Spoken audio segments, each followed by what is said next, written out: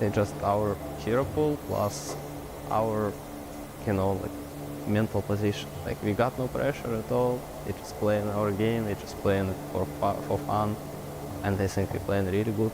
I think like map movement, like everything's really good. Strongest team at this TI, I would say, are still Gladiators and Liquid. They are the teams to beat, basically. I think they have a good idea of the meta and they play very well as a team, so they're gonna be very strong. We feel good. We want to play on stage for sure. A long time I'm not playing stage. From my perspective, I'm excited. Playing in front of a crowd is always a lot of fun. I haven't played in front of a TI crowd since TI 9, so I hope we're gonna do well. I think Team Tundra at this TI could win this TI for sure, because we already got, TI winner and double TI winner in this roster, so I don't know, for sure we got a lot of things, a lot of strats, a lot of momentum to win this tournament. I just love these guys, love the crown, everything. I just want to win Dota and just play Dota. That's it. I hope we can win the international. But who knows? Who knows? Who knows, but these players, they can be one step closer to securing that victory for themselves here. They've already secured themselves top 6, but this best of 3 matters if they want to secure themselves top 3. We're going to have Tundra up against Gaming Gladiators. We also have Jenkins joining us again. Going to give us some valuable insight about Tundra. I mean, we had a little bit extra from them just then, but in your eyes, Jenkins, what makes this roster or this lineup from Tundra look so scary and be right now in that upper bracket? I mean, Ramsey said it. I think Tapson is any team that he's on. He's going to be one of the players that makes it very special. He plays extremely weird heroes on the mid lane. I think that some of the new mid laners also, people talk about Nisha being the best mid. There's Makoto for a while was thrown in there. Quinn. Everybody talks about the new guys, and we did just see from Nisha why he's on that list. Nobody talks about Tapson. Why is that? He gets forgotten about until some new build comes out, and then it's like, oh, Tapson was the first guy that came up with this thing. He was the Nature's Prophet mid originator, using the courier on the Ancients to scout those out and get extra damage on the ult. This guy invents Dota. Yeah, and I mean, he has 2 TIs for a reason. He's always bringing something fresh to the mid lane there. He will be going up against Quinn, someone else that you just threw into that argument there with Vest. But Vest is very subjective here. There's a lot of different criteria that can fall into that, and you can weight it very differently as to what you think is the best. And do you have one that you favor slightly more than the other, or is it going to be a very even matchup between the 2?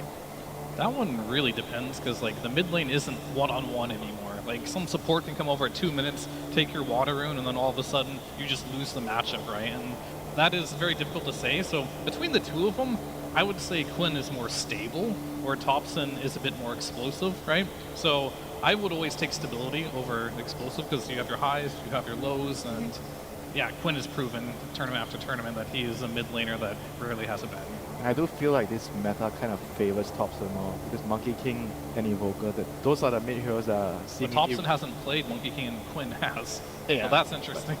But he should be able to play it if they want to, like this meta, I think in theory kind of suits Tapson a lot more than Quinn. I agree that Quinn is more stable, but sometimes you want someone that can win you the games that you cannot win, and maybe if you have a stable player, he's not gonna do as well as the player willing to make the crazy moves, and Tapson, I feel like he's one of those players that could maybe win you the games that seemingly look like a dead end. Yeah. Well, when we were talking to those players in that break day between playoffs and here at the main event, they gave us the insight that they think Liquid, Gaming, they're the 2 that they're most afraid of, or at least they're the toughest opponents. I shouldn't say most afraid of, but the toughest opponents, especially with how quick Gaming can close out games. I mean, they have one of the shortest average game times here, and I also think that Tundra are up there with able to close games out, to be able to snowball. So what are we expecting when these 2 teams that love to snowball, love to focus on lanes, finally meet and clash head to head? I think we're going to see something kind of similar to the previous series, where there's a lot of heroes converging on a single lane, and I know I've said this a few times in the last week, but I think that's because we are in a 5-manning aura patch. But the 7-minute wisdom rune, 5v5, that's what you're going for? You get a 7-minute wisdom rune, 5v5. It looks like a Herald pub, but it's because it's the graph where people get so good that it just goes back down to like the basic level stuff of just bring more people and then you win the fight. And because that fight's the only thing that's important that's happening, then you win the game. And then at that point, it's about execution. It kind of goes back up to the top of the bell curve, but then it goes back down again. Well, look, we can speculate a little bit more, but I want to get this series going. I want to welcome our teams to the stage, and we're going to bring our very first team out, Team Tundra.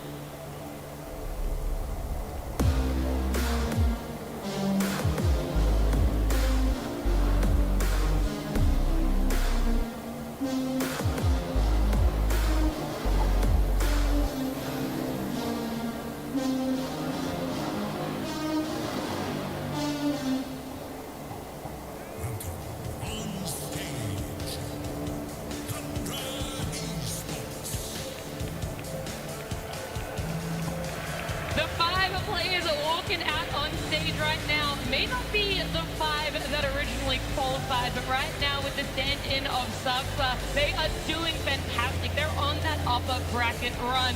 Right now, though, they have to see if they can continue in the upper bracket as we bring on out their opponents.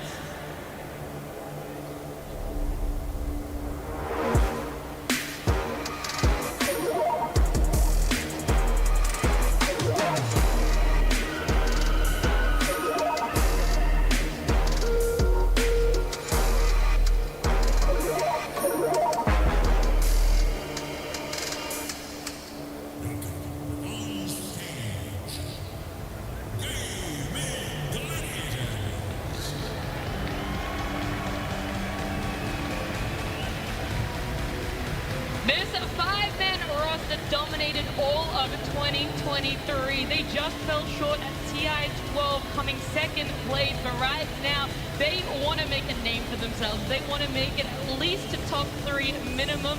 See if they are able to do it here at TI 13, but in upper bracket, best of 3, their opponents being in Tundra. We'll see if it's possible. We'll see what they have prepared for themselves in fear. Seeing these two teams now out on stage, the banter between them, what can we really expect when it comes on down to the nitty-gritty? I mean, you can expect Gaming Glider. They're in their comfort zone right now. They're used to being on the big stage for 2 years in a row now. And we heard from Ramses himself, it's been a while since he's been on the stage here. So Gaming Gliders, they're in their comfort zone. This is a team that likes to play extremely fast, but Tundra is aware of that. Even Tapson in the interview says, we know they're going to play fast. We just have to be prepared for it. So a lot of eyes on me are going to be like, what has Tundra prepared for this Gaming Gladiators early game?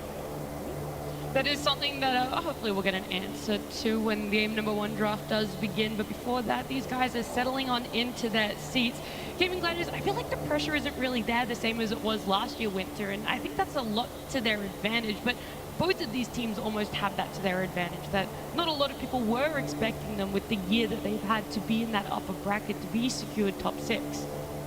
Yeah, expectations can be toxic, you know, some may say, you know, and having no expectations or low expectations can be a very good thing for a team. You know, like for the players itself, the important thing is you can able to focus on the game. You don't want to really think about other stuff that's happening outside of the game, what the fans are saying, you know, what the talents are saying, what everyone else is saying. You just want to go in the game, understand your role, think about what you need to do in the game, and just focus on that. You have to block everything out.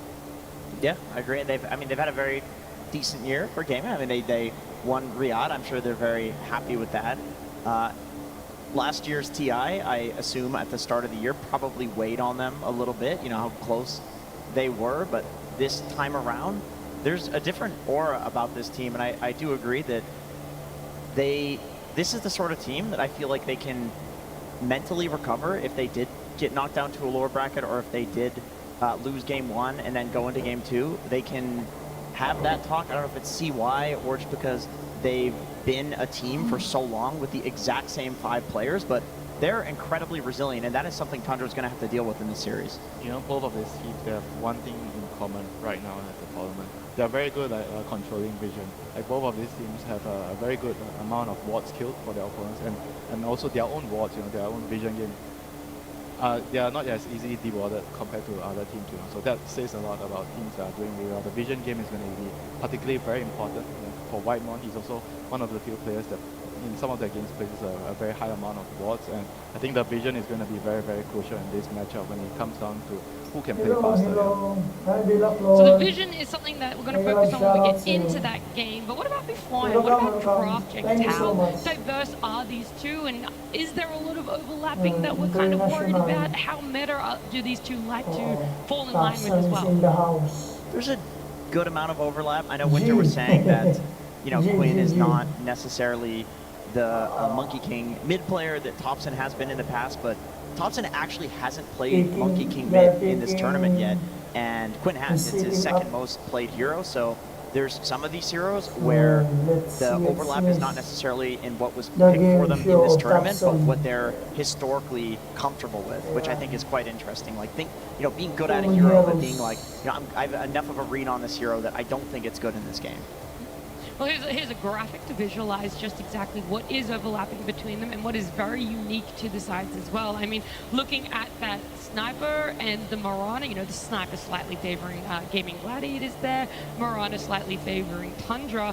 They have a very impressive win rate on this Marana, by the way. And so now I wonder how much of that makes it into that first phase. Do we see another game where you're letting through this meta like an Omnia or a Naga support, and you have those answers to it? Because what is very unique on the side of Tundra was that last pick Night Stalker that they did get a win on against Falcons, which led them to being in that secure top 6. Yeah, I mean, I think you definitely have some niche picks for Tundra, but there's some heroes that Tundra love playing, and you don't really play on Gaming.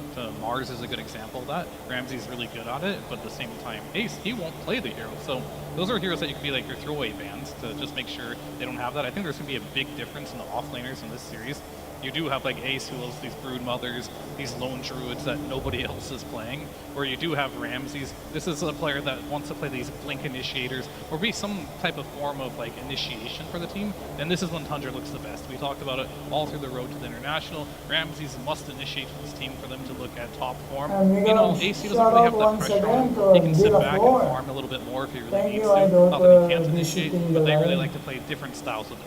Yeah, we've seen other teams try to make the Brood offlane work, and it just doesn't. It seems like this is only something that either Ace can execute, or Gaiman knows how to play around the Brood offlane really well, which I think, you know, given that Duraccio has this history of being an incredibly aggressive carry, even on patches when aggression wasn't the name of the game, which, by the way, it is. This is a great patch for him, which is why I think Gaiman is very successful in this tournament. Another thing that I think is interesting is Pure playing Morphling as his most played hero. Yep. And you don't see Duraccio playing Morphling. In fact, I think in an interview they've said that if there's nothing left in the pool, then they'll pick Duraccio his Morphling. But he's one of those, you know, there's always one point in the game he'll die at 1 HP and just get one shot. It's going to happen. So they don't want most Morphling players? That's most Morphling players, but not Pure. And I do think Morph functions, it's a pretty nice counter if you can play around it to a lot of the current carry meta, where you're getting an early game carry if you're good at it, but then also that late game scaling hero that counters the carry to carry matchup.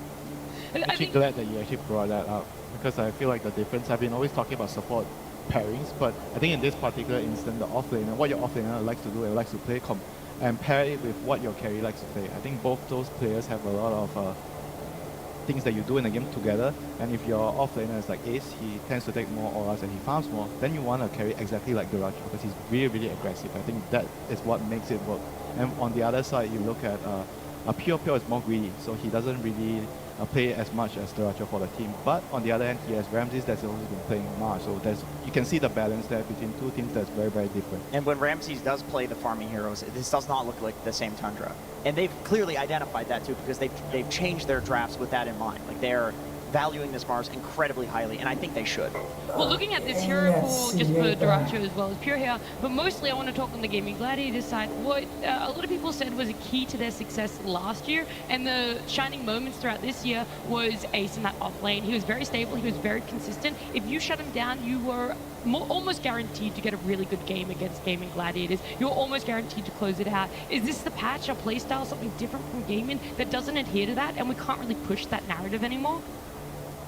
I think it's the supports being so strong in the early game, because when you think about offlaners being greedy, right? What enables them to be greedy? I think it's mostly the support. What the support does in the early game. Their supports are very, very aggressive. I think they get a lot of work done, and if you compare that to maybe the other team support, they do maybe 1 or 2% extra compared to the other team, and maybe that's what all they need, to allow their offlaner to be this greedy. And it's not just a support, like I said. Dyrachyo is a very aggressive carry, so he comes to the fight early. He uses the gate. He comes over. He defends the offlaner tower, his towers and the stacks. And I think that's what you need to allow your offlaner to be greedy. Essentially, they have 2 carries in a way, or 1.5 carry, because their offlaner just basically is another carry. So you've been kind of quiet. Do you want to share some of your thoughts about this Tundra and Gaming lineup? You know, Tundra with a very different roster having their stand-in right now, and how maybe that's also shaping and changing what they're able to do at TI here. Yeah, I think they already ironed that out by now. They're already within the top 6, right? So, I mean, Sox is a great player. He has been on the stage many times before, winning TI, in fact. So. Did you know the last time he was on a TI stage, he won it?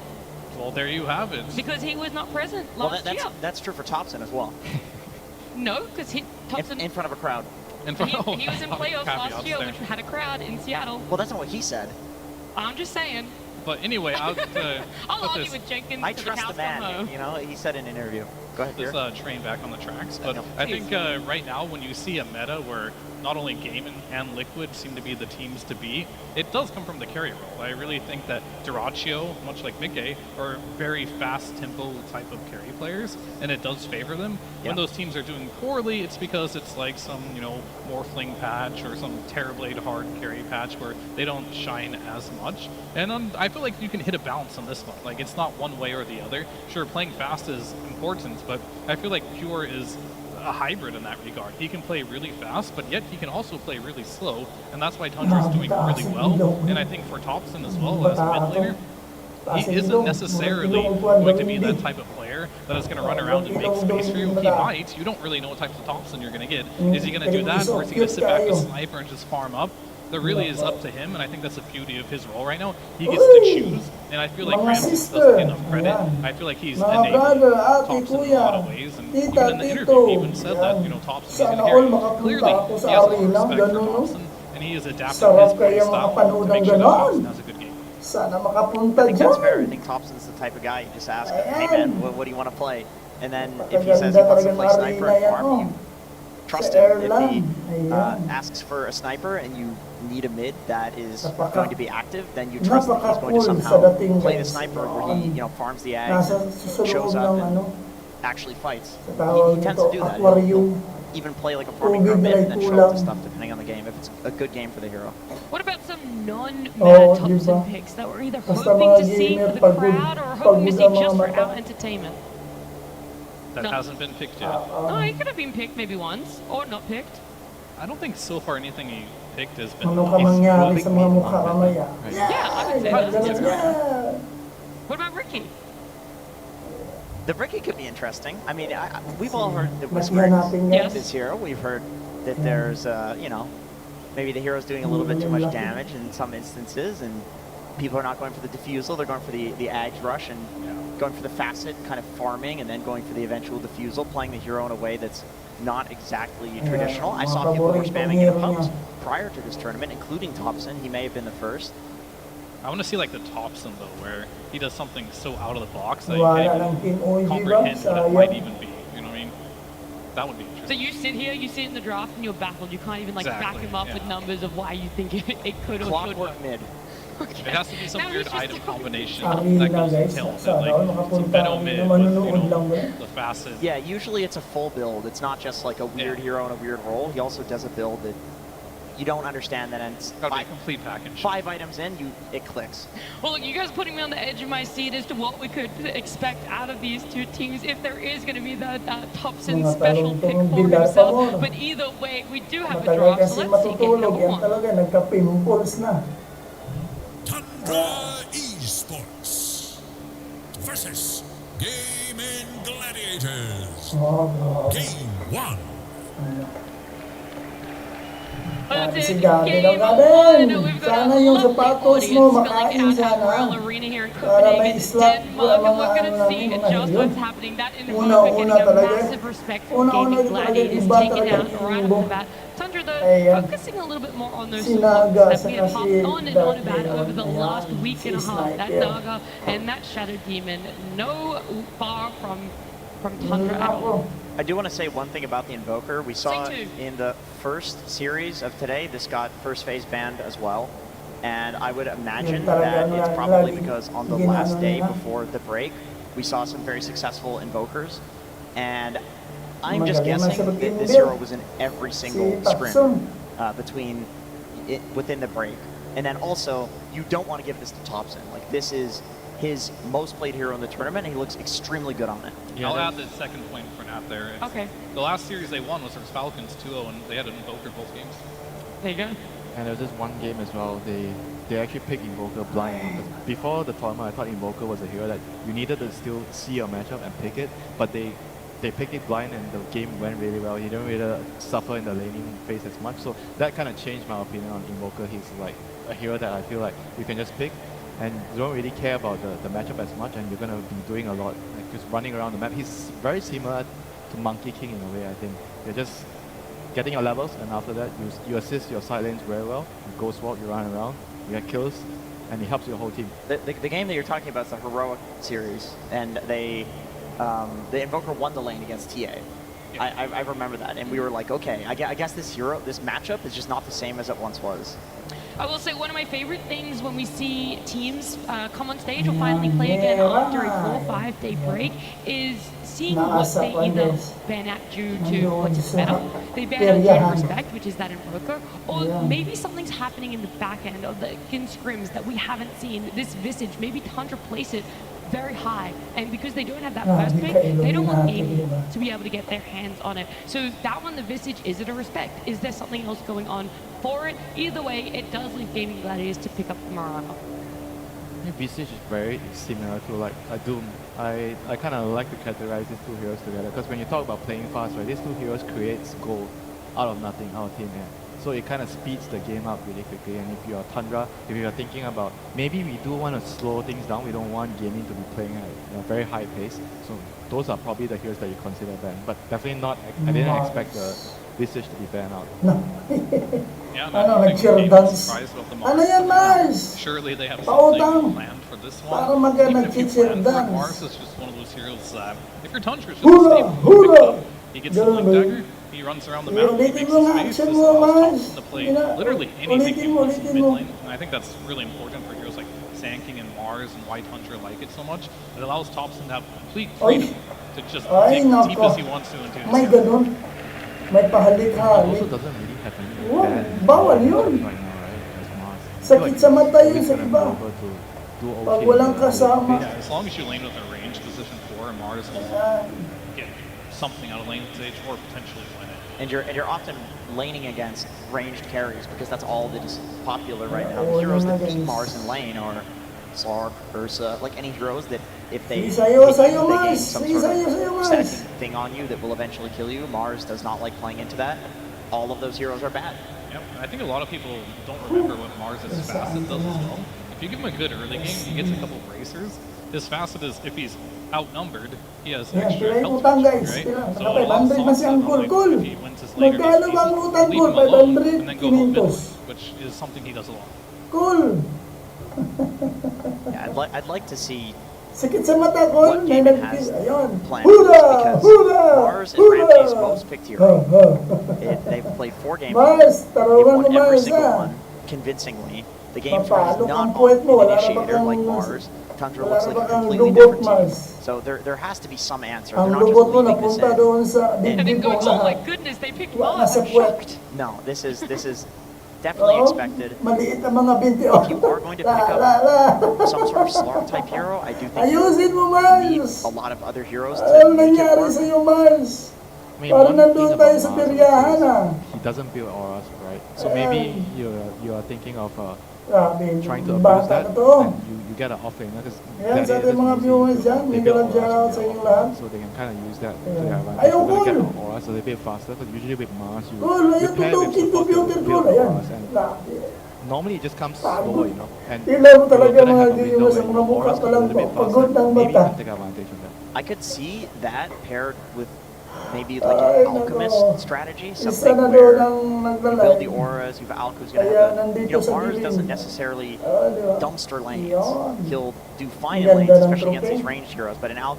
would farm Pwede just na fine, and ibang then you hit this padilid timing doon with sa like Raids, bakilid. Blink BKB, something like that, plus the auras that you're talking about, and maybe that's how they Yan, plan ganda. it. Okay, well, that was unexpected. I was actually going to mention that, but I didn't think they'd pick it now. I was going to say Vroom, the vroom, worst skirt, hero skirt, that zoom, Mars can zoom. play against is Lone Druid in the game. And that's something Wala he's mo typically suko sa will pick imo after nun. he sees the carry Oo, matchup. kay nakay Because si if you see Devil. your matchup, if you're playing a Spaces Void or something, like you did Oo, last time, nakay you decimate. alagang I'm not pet, sure if Devil, walang Dyrachyo is up musukol for the sa challenge of playing a Lone Druid. I'm not sure if he plays that hero, hasn't played it yet. Kagati ng puwet. But that is Kaya, something that is incredibly good versus the Mars. I was thinking they're going to pick like an Okay, Alchemist or next, something, and then si later down the Chanted. road pick this Titingnan natin Lone si Druid, Chanted. and that Anong- could just be anong their type of movements style, ni right? Chanted Play really dito? fast, you hit the timing, you can end the game. Hindi talaga nasa We arena. typically don't see the Lone Druid pick up this early because Soon, there are makapunta some tayo dyan sa bad lane arena. matchups. This hero particularly doesn't like to play against a lot of ranged carries, and this is a Ayan, ranged si carry Chin. type of meta. Chin Chancho. Man, Oh, this Chin is Chancho ba a to? death ball strategy coming out of You already know. Yeah, this is gonna be a very quick game. If Doon Gladiators sa aquarium guys, sa tubig na It's either going to be a kulay. quick game or a long game. Chen versus Enchantress. Yeah. That's an age-old question. Which one of these heroes wins in this matchup? Oh, do you have it? I don't have the answer. You know, I don't have it I favorite. mean, I feel like in the past you would debate this and like, oh, you steal the creep, I take your creep, you take my creep. I feel like their interaction is Tingnan mo very si minimal Luna. now because like Chen just gets the Hooray! big creeps or Inch Luna, will have like one at a time, so Luna! you One still of one my at Chen's best creep. It doesn't hero. really matter. They don't really interact in the laning stage at all. So I personally think they just do different things. I feel like Inch is more of like a lane winner than Chen right now, whereas Chen is more of a timing hero. He gets a You mech, you get your you mech, push a tower. you group up, and Inch Ayan, isn't really good for Luna, some playstyle. ha. Oh. Well, look, the Luna coming out. Grabe, Tundra, a exactly. hero that has Na, na, impressed na, time na. and time again throughout that Oh, playoffs. A lot of people Elder, putting in Elder. the S, maybe even S plus Grabe, tier di ba category when it kapag comes sa to carries. pagbubuhat ng Is sa this still likod something ng that you're Elder? willing to run? Papi sa Given kamay mo, Gladiators, hindi ba ka the Lone napagod? Druid offlane that will now be lining up against Parang bigat naman what dinadala is mo, expected Elder. to be Pwede, may bigyan naman a sa akin. Luna Ench. You're Luna- probably worried. Ibenta natin sa Youngster. Ah, ET is Elder very brother. good Elder against brother. Lone Druid in the lane. Because of the Para baka extra unit, malaking you get kita more kayo from dyan. your spirit. Oh, And you're very malaking good at kita running dyan sa Lone Druid. likod Now, I think mo. Lone Druid's Oh, yan, weakness is tingnan mo. if he's up Wow. against a support that can close the Ano yan, distance, butterfly ET has yan. the movement Pakpak speed. yan sa and likod mo. You kind of just pull him or Elder. kill him in the lane. And Luna with Elder. AT is a perfect Pakpak ba yan? pairing because Luna from far range, she can use the Lucent Beam, and ET you can get a couple of extra right clicks onto the hero. So Thank you this is a very guys. formidable lane against Lone Druid. But the question is, does Dyrachyo play Lone Druid? I don't really know. Parang And pakpak this yata doesn't ito, answer ah. anything either, because Dyrachyo Oy, plays Brood Brood Mother. as well. Ayan. Ace can play Brood. I'm very curious to see where the Lone Druid's going with this. I Ayan, wasn't ako. sure if the Brood would be good. I was thinking in my head, like, you know, DK carry or Alchemist carry against the ET sounds pretty good. They've got a fan Earthshaker right now. napatrending si I know Kuya. that's an instant loss, yes. If they play into a Tapson Earthshaker, I do not think there's any winning this Ay, game. maraming fans Yeah, Tapson he needs to talaga. be like on a hero to defend towers and Ayan. clear creeps. Okay, I'm going to quickly ask the question though, before we Para talk mga more about paggulay. bans and last picks, is would you rather your team play on heroes they're not as comfortable on, but in their lanes, Ang or ganda talaga heroes they're arena. comfortable on, but lanes they don't Saan normally makapunta play? tayo dyan, no? One day. Dyrachyo has played 7 games of Lone Druid in his pubs in the past 8 days. So 100% he's win comfortable on rate. it. 100% win Sarap rate. kaya So nandiyan sa this is arena, a, no? I mean, if I know Kahit Dyrachyo, Gerald whatever ng he atong plays ha? in his pubs, you know he's going to play it Oo, on like kahit guardian competitive. tayo, Yes. Gerald. 100% of the time. Yeah. And he is Okay 7-0 lang on this hero in pubs. Dyrachyo is playing this Lone Druid. But it Importante confused me at malinaw first. na Like, yeah, tapunta Mars, dyan, no? it's really bad versus Lone Druid, but I don't see why Ace would Ba? pick it up. He doesn't see his lane yet. But it was a Ala, debate all Cole, along. eh, He saw natulog, the Mars, Cole. Dyrachyo wanted Pagod to play ka na, that Lone Cole. Druid. It was an incredibly good lane and game Natutulog na siya, matchup. Ace is Cole. confident enough that this Brood against the Luna plus ET Cole, is going to tulog be ka good na, enough. Cole. And I'm going to trust him Baka so far every time tutulog Ace ng- does pick this sponsor Brood. pala He yun. does deliver. So baka this flex looking naman. really strong right now for Game Baka naman, Gladiators. ikaw Out of maging curiosity, sponsor which ka facet dyan. of Lone Druid is he going for? Is it the new one? Ayan, oh. Because I would have Ang to check that paniki, real quick. guys. Pag there's makagat three. ka, There's the one where magiging you're down Spider-Man 3 ka. slots on the main guy, but you're gaining... He's getting the one where you have 3 slots. Okay, that's interesting. Yeah. I've not Hello. seen that in competitive. Nagsayaw sayaw. Well, here's the thing, right? Like maybe So, Dyrachyo doesn't want to habulin play mo for the ako, bear, but this habulin build you mo don't ako. have to. Parang ganun You si just Brood buy all the Mother. items on your hero, you go for the Brood Glide Bear Mother. and Harpoon and like Treads on your hero. Is Game's that gonna be over you? before you have too many items to micro. It's kind of genius, actually. That's exactly what they want. It's the pace Hindi, they ang expected, mananalo and dito sa it's tingin easy ko. to execute. Tingnan ko. Two things that they do love here. We're still looking at some of these Ang last team defendants. Dazzle Tapson taken out from naman the side of nanalo. Game and Gladiators. Kasi mayroon Puck lang as well. Mars. They're going to look to take out Tagalis another Evil, mid and laner, but then what exactly? Si Luna, pag maka-aganin, mas maganda yung ulti niya. Si Elder, I'm still gonna die ulti on the niya, Split Shaker liki sa Hill here. I Caracas. feel like Okay, but Liki sa Tundra are Yuta. banning right now. Di ba? Si Yeah, Enchantress, I mean, Game has to support. pick first here, so Oh. Quinn, Ching, ching, he definitely ching, ching. needs to pick one of his spirit-esque Pagdala heroes, po sa something mata that sa Illuminati, rotates on the map. guys. Whenever you play the Broodmother, Oh, it's Illuminati best to have a talaga. mid laner who Ay, can nako. just pick up a rune, walk to the Brood's Pasensya lane, kayo, ha? and all of a sudden, Illuminati, Brood just gets a bunch of triangle, spiders, and all of a sudden, Logo Brood takes din the whole sa- map, and I think the logo whole din reason sa why that works is because Dota. your mid laner Ayan. can make rotations there, Ang but trophy you are nila, picking it blind, triangle sa likod. so Ayan. he has to weigh his options here to Mata. make sure there's He nothing. wants a melee Klaro hero, kay right? 'Cause they're Illuminati, banning that, guys. so most likely.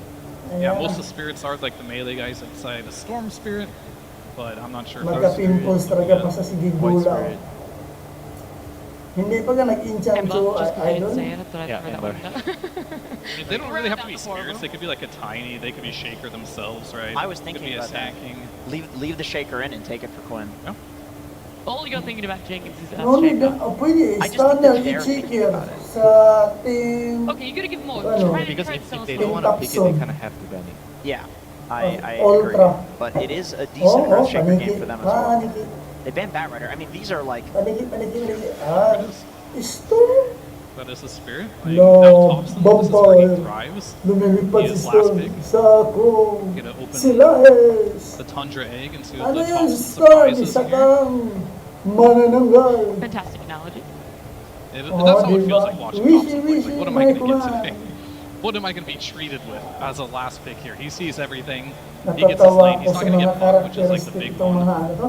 Mga We're gonna get hero an to. alchemist. Parang nandito yan sa Probably in the Pilipinas sa mid lane. manananggal ha. Tower Lumilipad defender. They're ang sure manananggal Thompson namin surprised dito. right Yeah, Acid Spray Tower Defender. Parang And si Tapson Acid ang Spray is also gagamitin really good niyang against hero Logger. is ano. I'm actually liking this elk.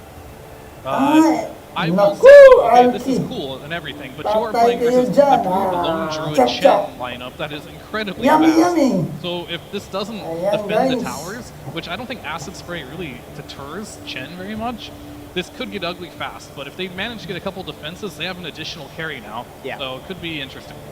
Yeah, I mean, Tundra could also win the lanes really hard, and then maybe they won't run into damage issues, but if they don't, I do see ET Enchantress supports with the Mars. Where's the damage? Okay, let's find out na. Ayan. Let's find out. Ayan. Choose your hero. Solo los stats como evasión y demás. He visto algún. Ayan na. Dito na. Mag-alaman na.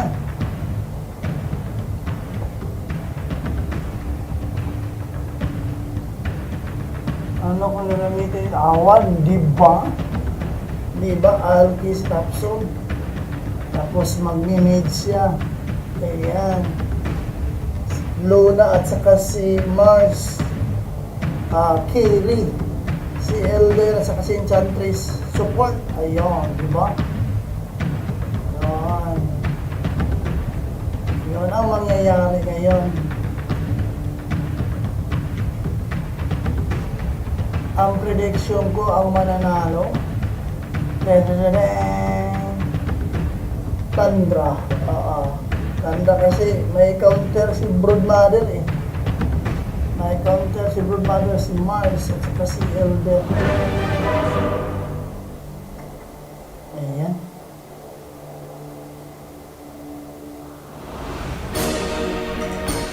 Aba. Aba. Bago style lang. Rich kid talaga. Ayan na. Dito na, makikita ang dapat makikita. Prepare for battle. Lost in the woods, are ya? Ha, kakasimula lang, post na agad. Lost in the woods, are ya? Anong nangyari?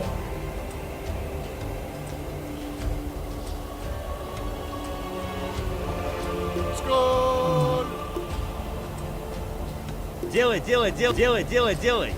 А когда не делали? This got an anime profile pic? Sugoi?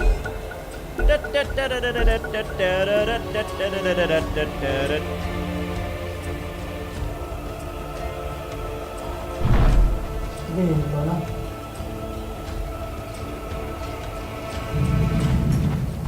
Ah.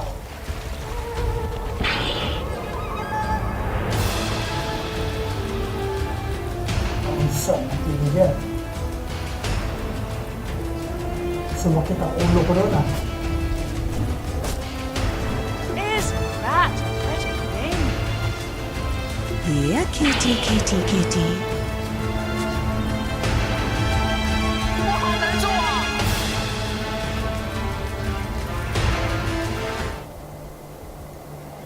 Teams are 30 running seconds here to are- battle. This has been a crazy mind game in and of itself, so I really hope everybody out there is ready for one hell of a game. København er klar! What does that mean? Can you translate? Do you hate Suns fans? Well, I can't blame them. As we get into this game, I mean, you're talking about this lineup, Cinder. This is a disgusting zoo lineup, if you want to call it that, from Gaiman. Yeah. What can The battle Tundra do to try to begins. contest it? Well, first of all, obviously, as the panel talked about, it's a lot of the time when you're playing against Zoo like this, it's either having heroes that have a lot of AoE damage that hit multiple targets, and especially something like Echo Slam that they talk to death with, you know, amplifying itself. Either you have that, or you need some big boys that stand in front of the tower and make it difficult to take. So in this case, Tapson's going to play the Alchemist. I was thinking to myself, maybe something like a Timber Saw could have been a possibility. You know, that archetype of hero where effectively you're trying to just stop, buy time, and get to your items on, in this case, the Luna. Alright, so time will tell if Gaiman can play their fast enough and ponder this. What the horse happens here, Cinderella? The pause in the laning stage. Who gets the last hit? I have never played this game with 3 lanes at once. That's true. This is hard. This is an extra challenge. I think Quinn will get his melee creep. You see the tower shot is about to hit that one, and he's mid-animation, so I'm pretty sure he's got that one on lock. All right, that makes it a lot harder. I don't think anyone can really... Oh, This is the deadlock perspective here. You got to kill the souls that pop up after you last hit, of course. Right, your $50 spin deposit in your Steam account. Thank you, Gaben. Appreciate that. I'm really cheap, apparently. But yeah, this is going to be an epic series because I don't know if you disagree with this. I don't even know if this is that, you know, contested of a statement, but I think Pure has been playing the best carry of the entire tournament. Would you agree with that? I think he played at least the best individual carry game on his Luna. I think the game they had against Falcons was insane. So many split-second crazy decisions, extremely mechanically gifted player, and as we saw in the pregame, he's only 20. So, you know, this guy has feels a like lot he's of been years around a long time, too. Right. So I think he probably made his splash in the scene when he was like 16 or 17, right? And he's been growing and improving as a player. This was a player that used to, I want to say 2 years ago, have games where he just crumbled, like made key mistakes. The higher the stakes were, the less you could count on him. And I feel like he's just completely overcome that. Well, I think part of that is because he's not on B-Blob squad anymore, right? That's probably a big part of it, in fact. Since he's changed to this team, it has been smooth sailing for the most part. Of course, they're not playing with their regular position 4. We've talked about this many a time. The 9 class not able to make the tournament. But Sox, I mean, who would think of a better replacement for a position 4? This is the guy that used to be on the old Digital Chaos team that I was a part of in there. And then I remember when we were trying him out, both Bulba and I were like, this is the best position 4 I've ever seen in my life. Yeah. And I think the cool thing with this meta is because these heroes scale so well and they go into the late game. Remember when he was going to see a big concoction here on the Dire's courier has been the killed. fact that these Marana type heroes, these position 4s that scale, when he was ranked 1, 2, and 3 in the world on the leaderboards, he played carry, not support in those situations. So that's another guy to look out for. Yeah, it's cool how when you're good at Dota, you're just good at Dota. You know? Like there are some players that choose to truly specialize and only play more or less one role their entire career. In terms of roleplay, Saksa is that guy as well. He just has a very wide repertoire, and I think there's something good to be said about trying other roles out, whatever level you play on. Whether you're a pro player or you're a 4K player, like diversifying your pool gives you a different and deeper understanding of the game, and I think that's part of his next hyper. Nice. First blood. I believe that will be first blood going the way of Token. So Gaming Gladiators on the board. It was ours all along. Just, you know, maybe we shouldn't talk about players. It's just setting them up for failure here. Radiant's courier has But been guess killed. what? Pure can recover from this because he is playing in an excellent tournament. So this is not going to shake him at all because that's not a problem he has anymore. So. Okay, let's look a little bit at some other lanes here. I think this top lane, it's dangerous, to be fair. The Brood can very easily snore, and I think the problem for Tundra really kicks in when Ace hits level 6. Then I just don't really see this ET Luna lane staying at all, and you probably need to move your pieces around a little bit for Tundra, but until that point, you have some pressure plays. Come on, sprites! I think especially the Alchemist, knowing that it's Tapson and how he likes to do surprising stuff, I think that's actually going to be the hero to watch at the 6-minute mark. I can easily see him TPing to a side lane and trying to get something done with a higher level of concoction. Bottom lane for Tundra, I think this is the worst news of the series. As Fear pointed out, the Lone Druid matchup is really rough for Mars. But guess what? Ramses is actually doing quite well for himself so far. Yep, not too shabby at all. And yeah, he's been very solid as an off-laner. Of course, played most of his career as a position 1, so it's been an adjustment over the last few years for him. But this mid lane, one lane we haven't really talked too much about, is the Storm Spirit for Quinn versus Tapson's Alchemist. And so far, Tapson is doing quite well. Yeah, I think nowadays a lot of melee heroes that used to maybe struggle a little bit more than Storm do better. I'd say Alchemist always would do okay in this matchup. You throw down the acid spray and you get some CS, and if Storm wants to come in CS, especially in the past, he had to walk into the acid spray. Nowadays you can kind of go around it with the static slide, but Alc should be fine here. And of course he has the benefit of starting with additional gold, with the seed money facet. How did the first bounties go? That was a 3-for-1 split for Tundra as well, so even more went in there before the lane actually began. Penance. Well, I want to talk a bit about the bear. Obviously, that was a big discussion for the panel. Dyrachyo, not known as the lone Druid player. Ace is typically that. Yeah. A little bit of a fake up, so you get the Brood in the off lane now, and Dyrachyo for the lone Druid. This facet, where you only get 3 slots, which just looking on the hero just looks weird, first and foremost. But secondly, have you seen this in play yet? I've not seen it in a pro game. I've seen it in cup games, and I think what people usually go for is something like what Dyrachyo is doing here. You just get some smaller items. The price is the second circlet turns into a Wraith Band. Let's see. He's actually not going to complete that one for now. He's working on treads by the looks of it. But yeah, I think it's really strong, and more so than anything, I think it's really strong for the way Gaming Gladiators play the game. Right? They are a team that a lot of the time, we've talked about this in a lot of their series, that you hit that 20-minute mark and it's like they flick a switch and then they just decide, okay, now we want to win. Now we feel like ending this game. And you have a facet like this that just empowers your hero with fewer items. Talk about a match made in heaven for this team, right? Like that is when they want to peak anyway. So you're just making them stronger at the timing that they had in the previous facet. Yeah, that's true. I never really thought of it that way. That's definitely. I'm confused why we haven't really seen it for Dyrachyo. Why they're bringing it out now? There's been a lot of teams that have first phase banned Lone Druid against them, and sometimes it's made it through to the second phase and then been banned. And Gaming didn't first pick it this series either, right? It was a second phase pick. Yeah. It didn't break it's very understandable. I think similar player has been the spell of the tournament. Oh yeah. It is incredibly good, and they've built a lineup here where Radiant's middle tower is under attack. Benefit a ton from this physical damage that Mirana's going to give them. A lot of the time when we see lineups with Mirana, like maybe 2 cores use it, but here it's all 3. I wonder if Not on my watch. Oh boy. I guess we'll find out because what the bear is a little bit of a pseudo hero with certain abilities. Keep an eye out for it. It can pick up runes, you know. Yeah. So why not? If it works on the bear, that is actually just dirty. Yeah. Well, that's your job to click and find out. All right. I'll keep an eye on it.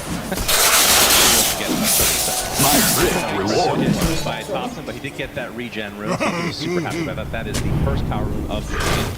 So you can actually use it potentially. Wait, how much maneuverability do they have to try to get some kills early on? Well, both teams do have rotation power, right? The Storm is obviously the easier one to execute because you have so much reach, and with the regen rune, as you mentioned, that should be absolutely no problem. They can vary them. Yep, they're going to bring him in here. So who's going to regeneration? The regen's on. So first move of the game. Here I am. Should be coming the way from Gaming Gladiators toward that top lane, and Tundra, they might Radiant's middle tower is under attack. Over here now. Looks super dead. Token's going to join the party. On the run, and regen still going for Glenn. Let the fun begin! Heroes for Gaming Gladiators with a real start to Blow the man down! And now comes the big question. question. What do you do now that Brood is 6 and your Luna is level 4? Dire's middle tower is under I'm attack. telling you that she doesn't stand a chance here. So is she going to start playing the tough jungle? And so Gaming Gladiators know that's going to happen. So they're going to start warding here. They're going to start playing more offensively up here. They may be even going to start de-warding there under the assumption that Dire's Thunder top will be tower needing is that under area to attack. clear the recovery. Who's going to cover? Are they going to bring the edge up there? Radiant's Are they middle going to have tower to is sacrifice under lots attack. of farm to cover up Luna? It's definitely off to pretty rough start. The fact that the Wisdom Rune is still up for gaming, by the way, it just shows Dire's how busy top they tower are going is on under today. attack. Yeah, unimportant. All right, Concoction. So obviously, if he can kill those spiders, that is going to be a lot of money for him.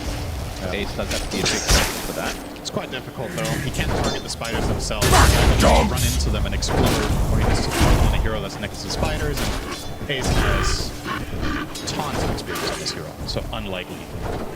Eventually, Tofu takes the Wisdom. I don't want to say that there's not a time pressure, but Gaiman obviously going to ramp up really fast. Yeah, right? it's So going to go fast. for top Dire two are build, scanning. what would you like to see? Because we've been seeing Dire's top tower is under attack. typical go-to. Yeah, we also haven't seen Nelson mid. I think this is the first game of the tournament. Right? At least I don't recall seeing a game that this was. Yeah, it's mainly been the carries. Radiant's middle I think tower Radiance is too under slow. attack. But the question, like the old mid alchemist build that some players would go for would be Solar Crest. I Dire's actually top Radiance tower now. is under attack. It's not risk high reward. Dire's top tower is falling.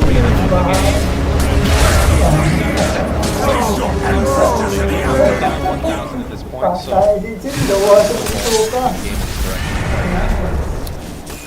on the board for them. It is important to keep in mind when looking at the gold that there is an alchemist on the Dire side. Yes. They have 3 bounty runes, and he's mid, and therefore he generally will have more CS than Dire's the same turret lane. has been So this is killed. actually, I would say, already a quite meaningful unit inside of game.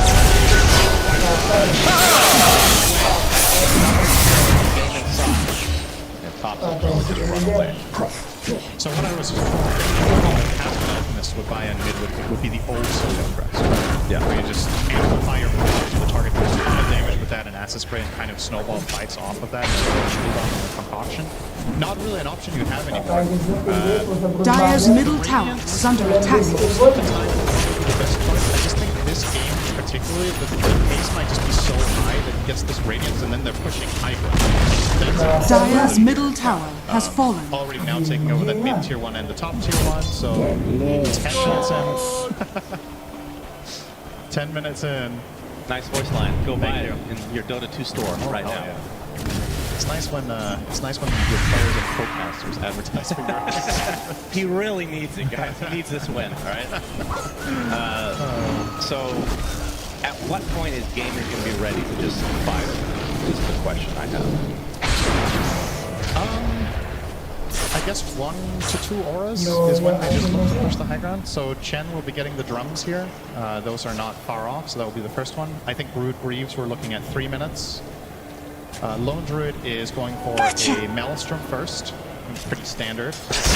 I want to say drums, mech, plus 1 additional aura item and an Aegis, and they could even Radiant think about are it. scanning. So 5 to 10 minutes is a real possibility. By the way, I just thought of something, which is very unique for me. Yeah, that's a first. So these necrotic webs from Ace, they reduce Dire's damage top by tower 30%. is under Chemical attack. Rage is regen. Dire's structures are fortified. Pure, about Radiant structures are fortified. Radiant's middle tower is under attack. For him in this game. Dire's top tower is under attack. Trying to pressure the tier 1 tower. Casually knocking him down, Sasha does not have his ult yet, so... Radiant's middle tower has fallen. Does get 2 kills. So you're saying forcing Cure, but I think if anything, this goes to show when one of the best carries, if not the of the tournament in terms of performance individually so far is this much in trouble, it goes to show that Gaiman's prep and their strategy is really strong. Yeah, that's true. Pure has not had this much trouble in any game of tournament that I can remember. Just getting over, and his plan B is getting so now plan C. We'll see how long he gets to play this one before they take away the next area of the map. Ramsey's acting as well. You're covered alone, so they're going to need to bring in the champion. But Game Gladiators own almost 60% of the map. We're at 10 minutes now. Yep. It is a major concern for Tundra, and they need to very quickly get to something meaningful, and it's not going to come from Pure. So the guy you're looking at right now is Tapson getting his first big item. That's not the way to do it. I think denying yourself with a concoction at the Ancients is not a get-rich-fast scheme. Maybe he knows something we don't. Yeah. Oh dear. That's going to slow him down a bit. Yeah, that stack will give him Radiance, though, if he can eventually finish it. But while he's thinking about that, the Tier 2 tower top is gone. Dire's bottom tower is under attack. Radiant structures are fortified.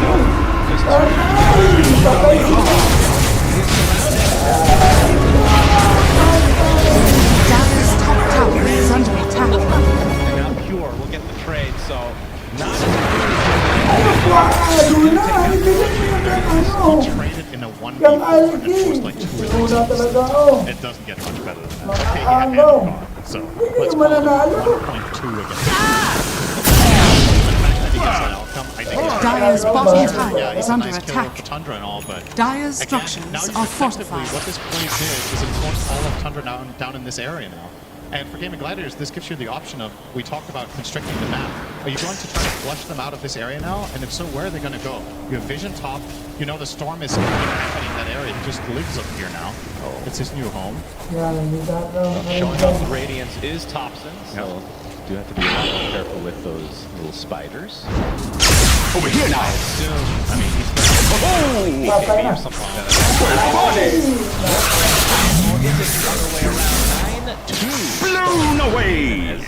Again, you talked about it. 5K lead against a core alpha.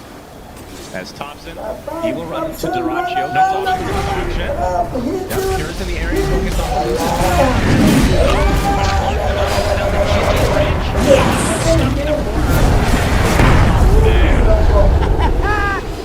showing some signs. Dire's bottom tower is under attack. Dire's bottom tower has fallen. Just taking away Ancients, and this time he actually does explode next to the creeps. But connection is fine. So, yeah, they stem the bleeding a little bit. It's good for them to find another kill onto Duraccio here for Tundra. But Gaming Gladiators still feels like this game is theirs to win. If they can keep the momentum up, if they can get the Roche, keep snowballing, get the last 2 Tier 2 towers, and then it's just a matter of which items are you waiting for. Because I think if they take these next 2 towers and have the Aegis in hand, they effectively get to decide what happens in the game in the next 5 minutes. I think initiative is extremely limited for Tundra's lineup. I think a lot of the ways that their lineup could have found initiative had to happen early, but the lanes were so difficult Dire are that stage of the game is kind of over. Enchantments didn't find much success. The only Titan was so he's trying this different line between finding farm and actually being active. He's been resorting mainly to the farm aspect. On tops, he's barely ahead of Brood. Yeah. He's at mid. Radiant's bottom tower is under attack. Okay, is this build that Duraccio is going for normal? He's going Gleipnir on the range. Radiant are scanning. The range Lone Druid, so Radiant's bottom tower is under attack. It seems. I mean, this is such a new thing for me that I don't really have much of a. All right, there was a time when this was a thing actually. Looking for me? Illusion. There was a brief 1-week window in Dota 2 history where range Lone Druid was a thing. What voice line is that? Wait, what? That's a Luna voice line? I guess. Hell yeah. Purchase it now at the Dota 2 store. I love Luna. Along with Cinderins. Very good. Well, Pure's gotten a little bit of space. Radiant's but we can see middle tower is under attack. Bottom of the cores and Luna, that is very bad news. Getting a little bit closer to his eventual Mantis style, though, which will help amplify the farm quite a bit. But he needs time. Stupendous. I'm not sure if he has it. And now the pipe comes out for Brood. So mech pipe complete. I'm assuming the Greaves are next to follow. Jet with the drum, soon as Solar Crest. Brood with the 50 gold. Tofu now has the shard, so he's not going directly into a utility item, but will be able to scale himself as well. A little bit of a, you would call it like a bit of a plan, and also the fact that because they have so many good aura buyers, it's kind of a luxury game for the Marauder. Radiant's bottom tower is under attack. So we'll see what he puts this gold to use for. Well, you say that today, it almost bit Snake King in the ass, getting that 6 damage on the Piranha instead of some more helpful items. There might have been a better item in that game. But they won. It worked. Technically, yes. Champions always Radiant's get the right history. bottom No one will tower remember is them under fought attack. if Radiant's they bottom won. tower has And fallen. everybody would have criticized them if they lost. That's how it goes. All right, I believe it's time for Big Stone Man to meet half the population of the world of Dota. Yes, One that's, go. that's quite the zoo they've Radiant's bottom tower is under attack. This is like 50 units. He's Patay, boom!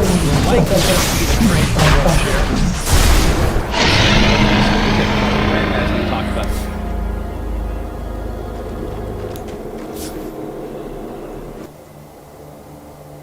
Ayan.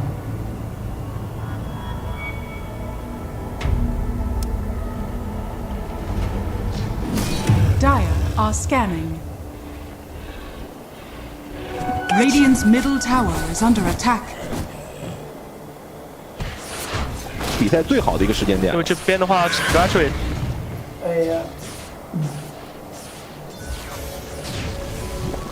Ay, nako.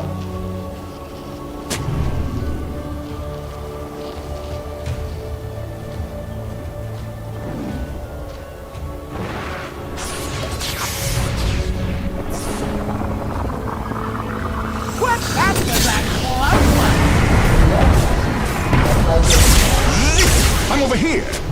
Oh, nakatakas pa. Walang atos. Walang nakaatos.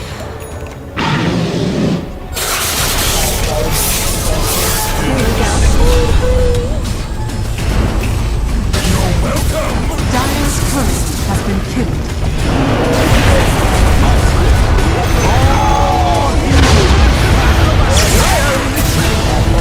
Dire's turret has been killed.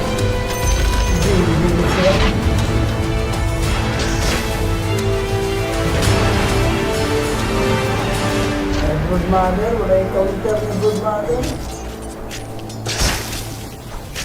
Wala mo, disable siya mga illusion, no? Naunsa, si Elder.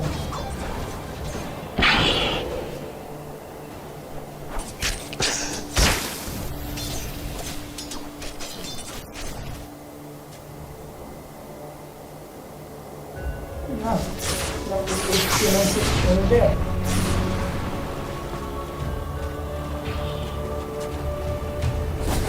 Dire's top tower is under attack. Ang ginawa ni Elder doon. Nagtutro. Wala to. Nag-throwing si Elder.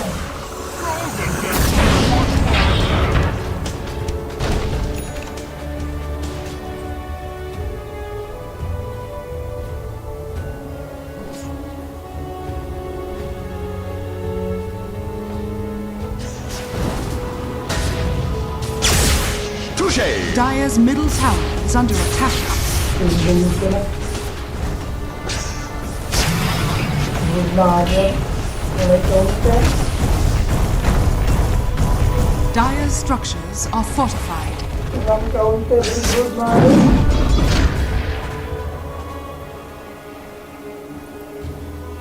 Nira naman ko ng agaw buwan. Kawin ito.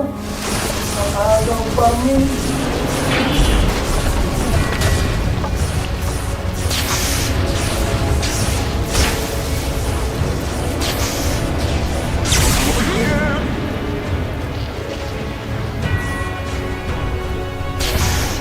Dire's middle tower is under attack. Dire's middle tower has fallen.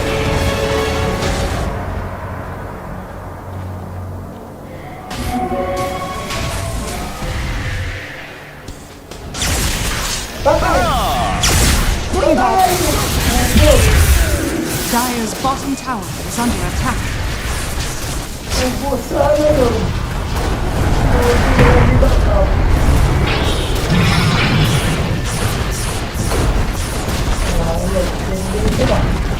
Dire's bottom tower has fallen.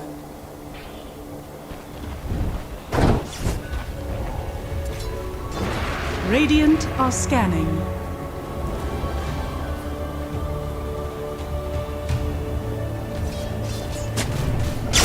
Over here now. Zap. Oh!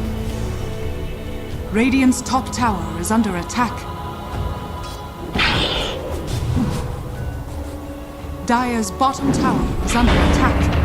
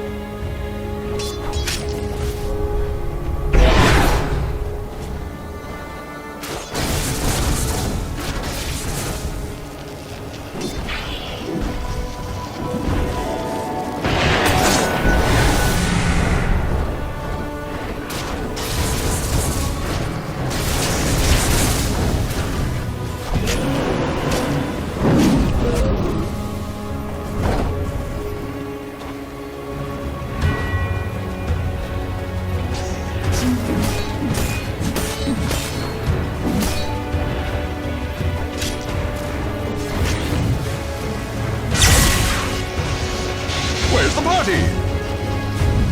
Execution style. I'm over here. Zap.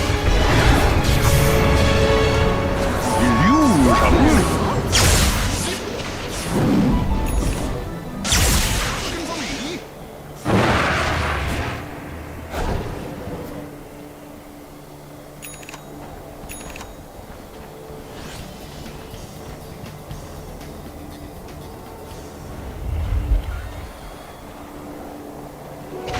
Prize is mine. Sprites are with us. Yes.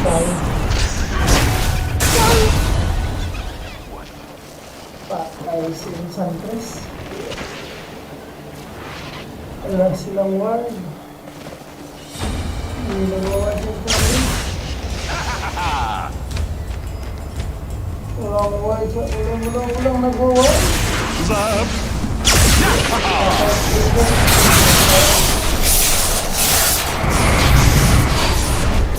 Let the unstoppable.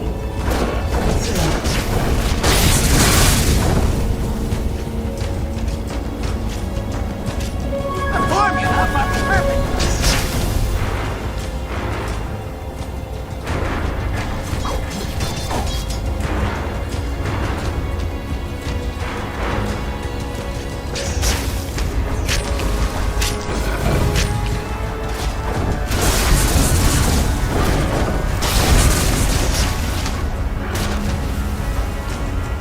Radiant's top tower is under attack.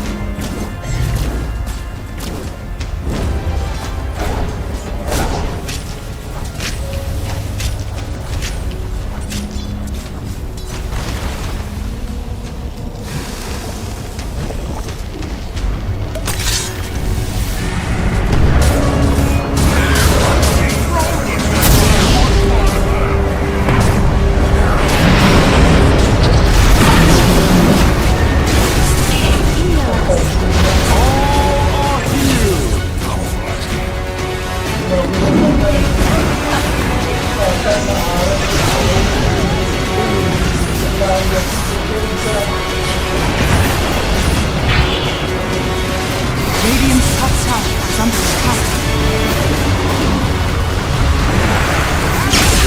Dire's turret has been killed.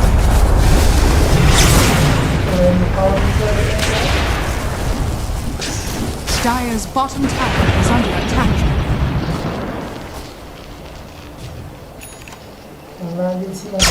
Over here now.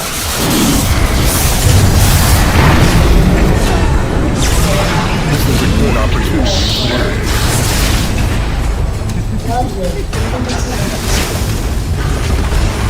Dire structures are fortified. Radiant structures are fortified.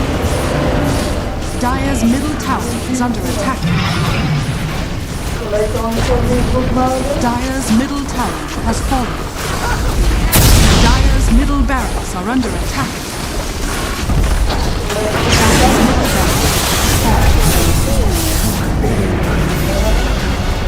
Dire's middle barracks has fallen.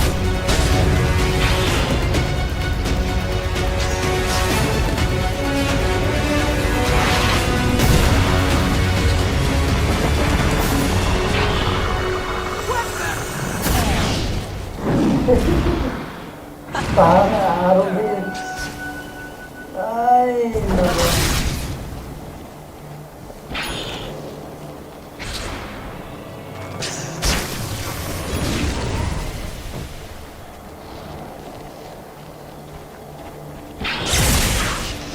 Dire are scanning.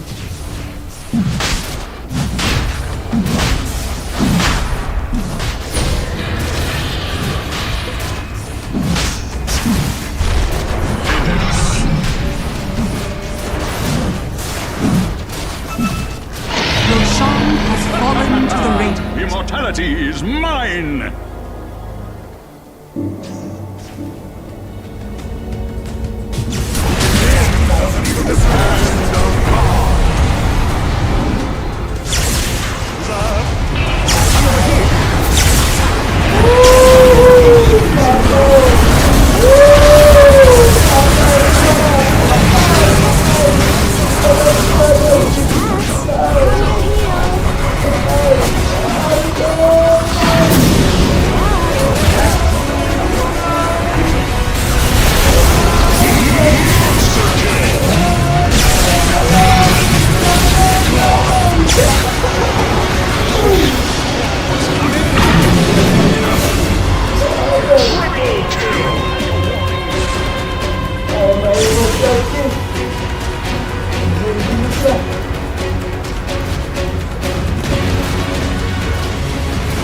Stunner, walang disable ng ano, Brood Mother. Si Mars, ano ko? Walang DTD si Mars. Oo, wala eh. Kawawa nga ka Team Tapson. Back out na. Ginto na, ginto.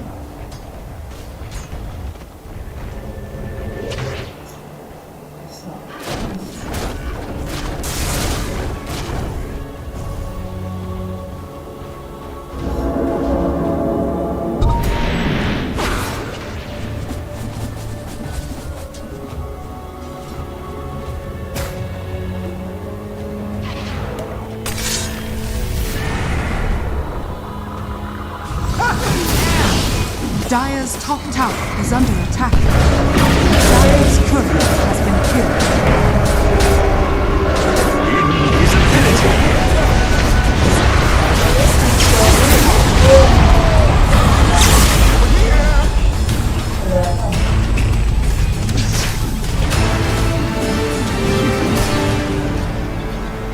Wala yung BKBCR dito.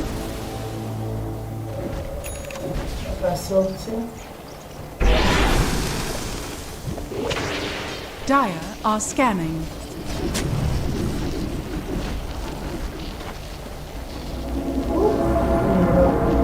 Hirap pag ganito.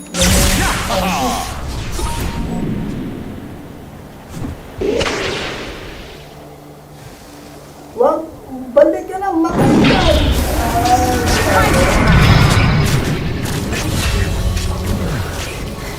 So stuck. Ay, nako. Sarap yung batukan nila.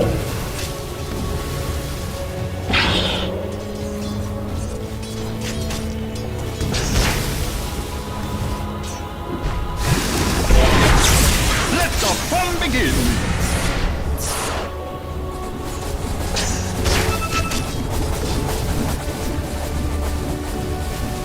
Radiant are scanning. Noon na walang pagano. Yun ang problema. Kasi hindi magkagamin, hindi makatulong.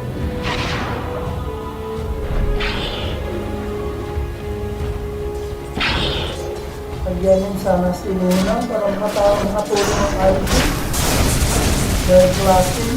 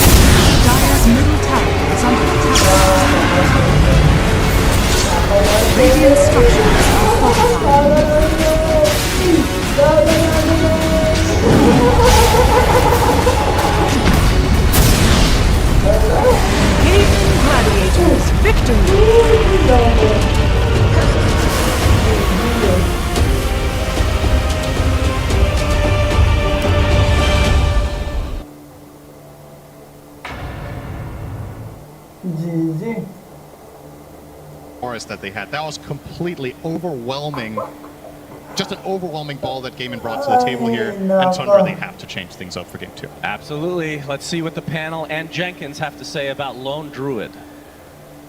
Well, I can definitely ask the panel and Jenkins just exactly what they think here, because you guys knew just how dominant this Gaming Gladiators early game was going to be. But we thought there could have been ways in for this out. This last pick could have been something that tied Tundra over if they could survive that little bit. And whilst they technically could survive Winter, it wasn't them coming out on top in survival. It was literally bare bones just surviving. I mean, I had the impression that the Elk was gonna be maybe more active early, maybe had a different item build instead of the Radiance. We see them do this Elk Radiance one time already in the group stage when Ramses played it, and this time I feel like it's a very similar case, you know. They have 2 carries in the game. They couldn't really slow down the game enough for Luna to get herself back.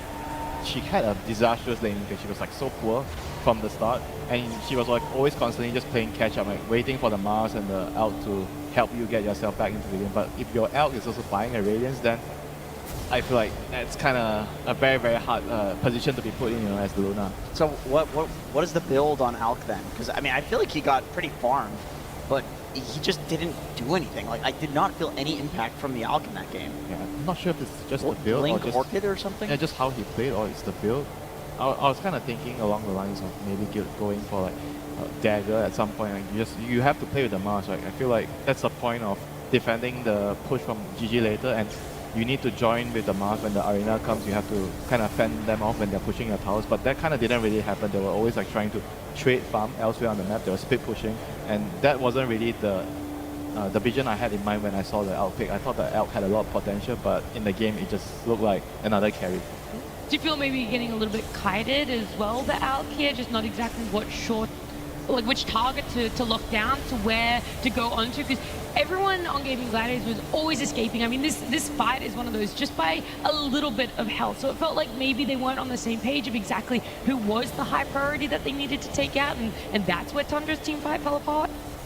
I found it very interesting, just like how they knew Gaimin was going to come at you very quickly with heroes that push very fast, have high tempo. Like, I don't know what to answer your question with. Like, sure, like maybe Mars Arena plus Earth Splitter, that's your team fight right there, but you have to know that's not enough damage here. And going in against this GG lineup, you see Brood, you see Lone Druid, you see Chen. Your option is to pick Alchemist. Sure, you can give it a try. Maybe Tapson versus Storm has a free lane matchup, which he did. He did well in the laning stage, but the idea of like sitting on your high ground or sitting behind towers and throwing acid sprays and defending indefinitely just isn't a thing in Dota right now. If they see you sitting there defending, they're going to play the map. The map is 40% bigger than what it used to be, so you can just go farm everything, and they have heroes that can farm absolutely everything. So maybe you're sitting up there, you're waiting, but I really think this Alchemist pick, it just put another carry in the game. I don't think there's a magical build that makes this hero really fast.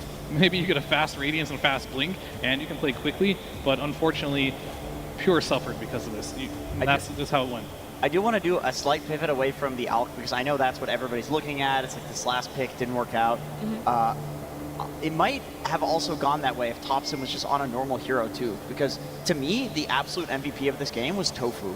This guy was playing insanely well. First, he started with the First Blood arrow, where he just threw it. It was like right next to the range creep and clipped with some like trigonometry going on there to kill Pure, which set Pure's game up for a complete disaster, gave Tofu 2 bracers. He also rushed the BKB, which we saw in a fight let him, you know, run in with the 2 bracers at 25 minutes, so he's getting double the stats. Super tanky BKB bait for his team. Then later we saw the Bounty Rune bait on Whitemon. Like, this guy is locked in for this series. Absolute MVP in my eyes. Yeah, I like the evolution of Tofu as well. Like, I used to see him pretty much build auras only. Like, when Hoodwink was buying Gleipnir, I saw him still building mech on that hero a while ago. Now he's just like, you know, we got plenty of auras. Chen has all of them. Brood got all the auras. I'm just going to be the carry now. Ends up going for BKB, going for that Daedalus next.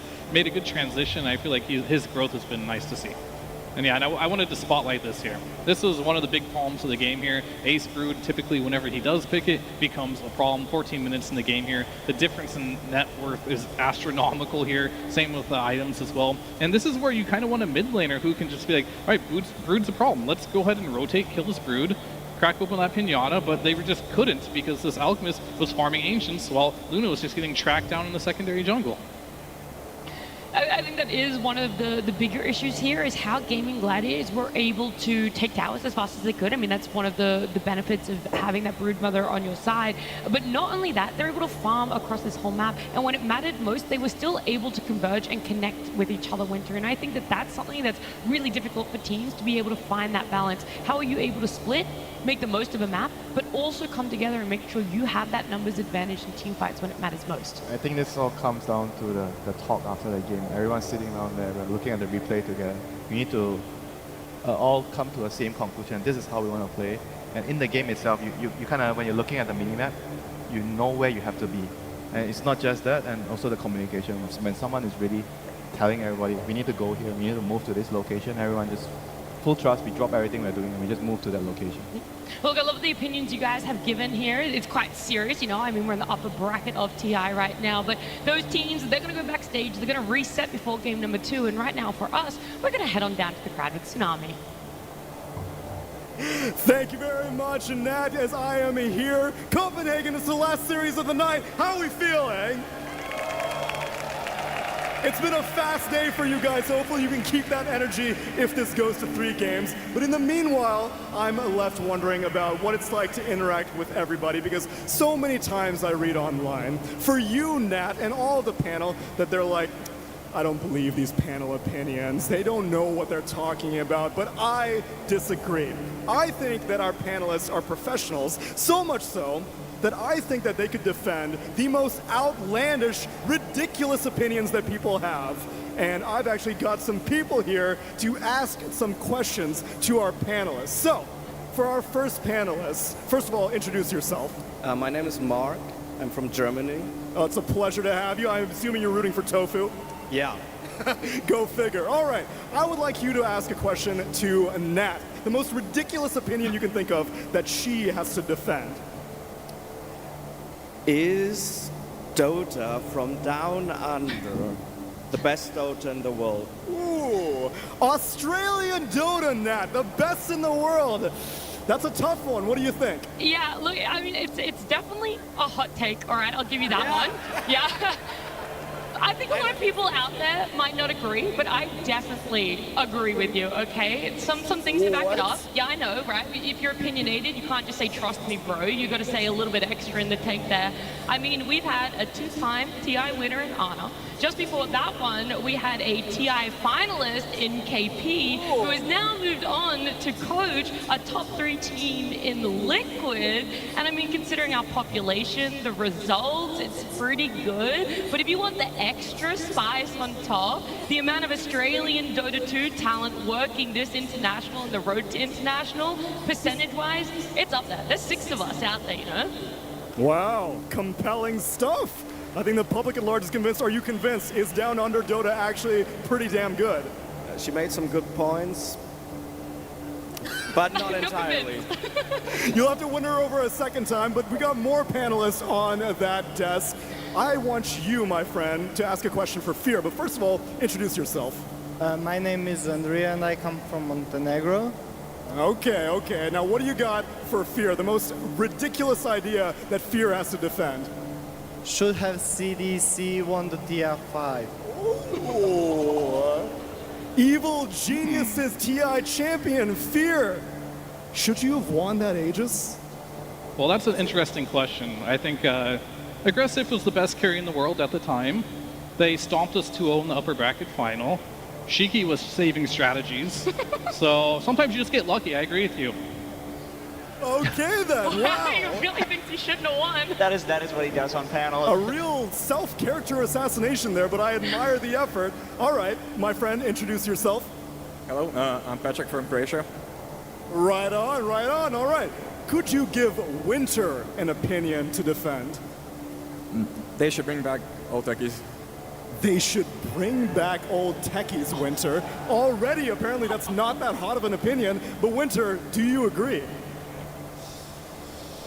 Yes, old techies is so fun. That's it? It's just fun? I enjoy playing techies in all my games, you know. 2-hour games, you know. But the last game before I go to bed, I tell my friends 1 extra game. Can't wait for that practice game. I agree with the guy. I wish that was my question. I agree with that guy. Turn Dota into a 1v9, not a 5v5. That's the right way to play. Sorry, go ahead. That wasn't your opinion, Jenkins. Well, please. panel works together. Well, some of them. Oh, thank you, Jenkins. It's a collaborative experience, and I'm 100% convinced that Winter loves playing 5 games of Dota in one. But Jenkins, we'll get your question right now, my friend. Could you introduce yourself? Hi, I'm Caro from Germany, and my question as hook magnet I am, why is Pudge the worst hero in the pool? Jenkins! Why is Pudge the worst hero in the pool? Oh my god, this is not good, dude. They should have ran this one by. Because you hook a guy, and then your whole team groups up around you, and then the guy just kills you. Why is he so squishy? He's the biggest, fattest guy in the game. You think that the reason that Pudge works in like Herald and low MMR is because... Which you would know thoroughly, which not I would because know of content, thoroughly, but because you play there. Because I play in there. Yeah. Is that people are afraid of him. But people in high-rated games are not stupid. They realize you just turn and kill the guy, and he dies every time. Just give him +1 armor, Ice Frog. Look at this abomination of Mirana. Just give me +1 armor. Come on. Real funny, Tsunami. Real funny. Oh, is he finally done? I play ranked, okay? I don't sit in unranked like you. Because I'm not afraid. I thought you I'm said not panel was afraid anymore. collaborative here. Calm down. This is the other aspect of the panel, when things get contentious. But the problem is I have control of the mic, which means that I will graciously give it back to you after all those opinions. Thank you very much, panel.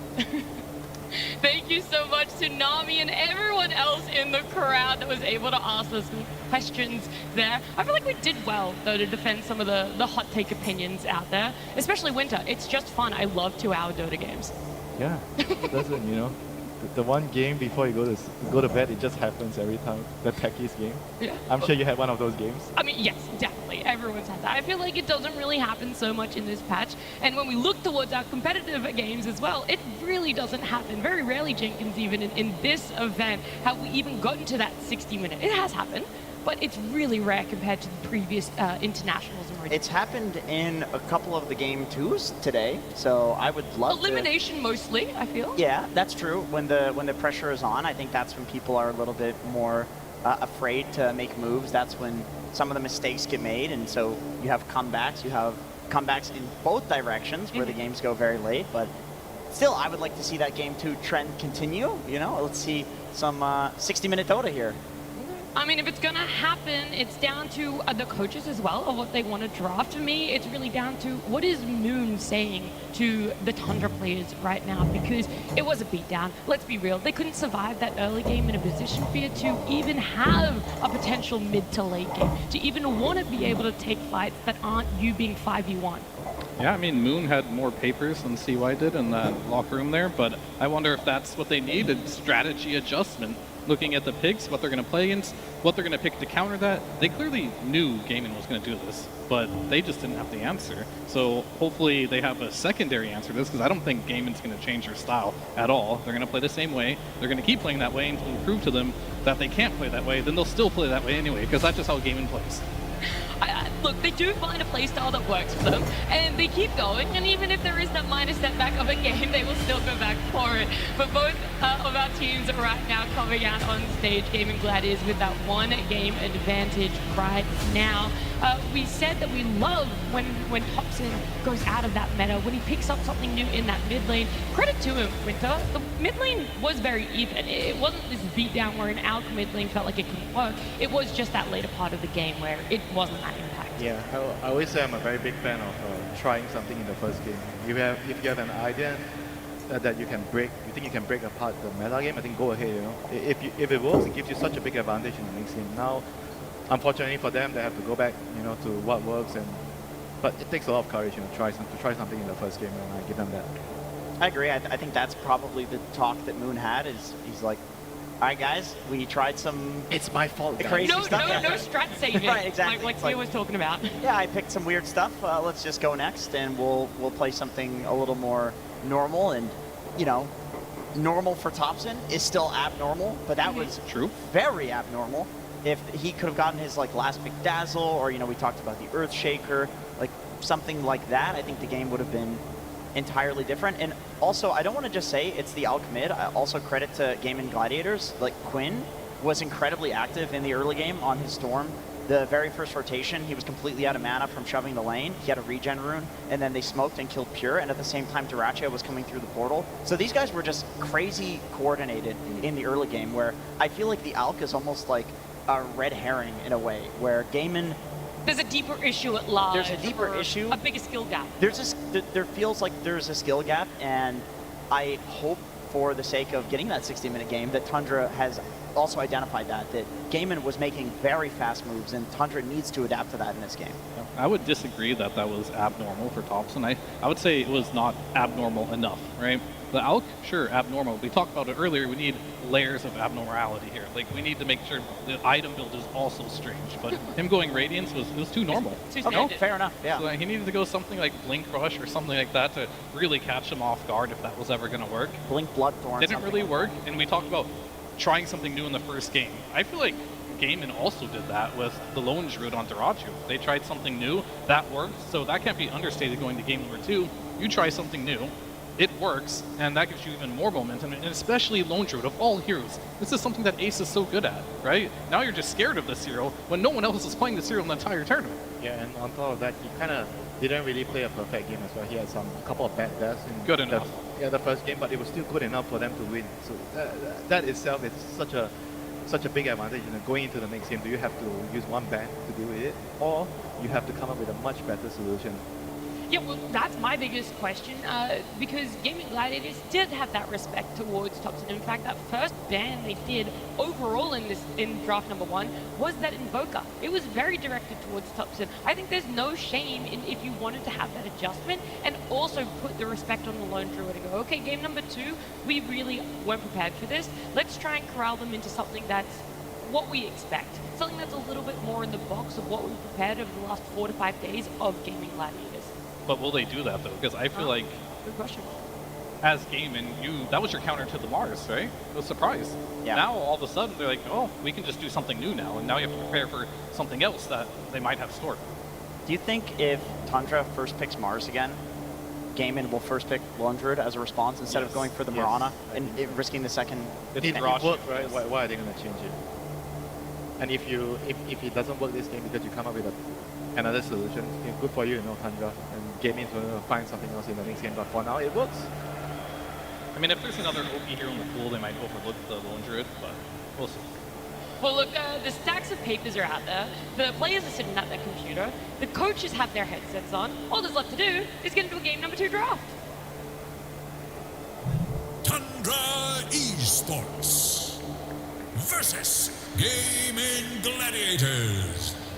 Game 2.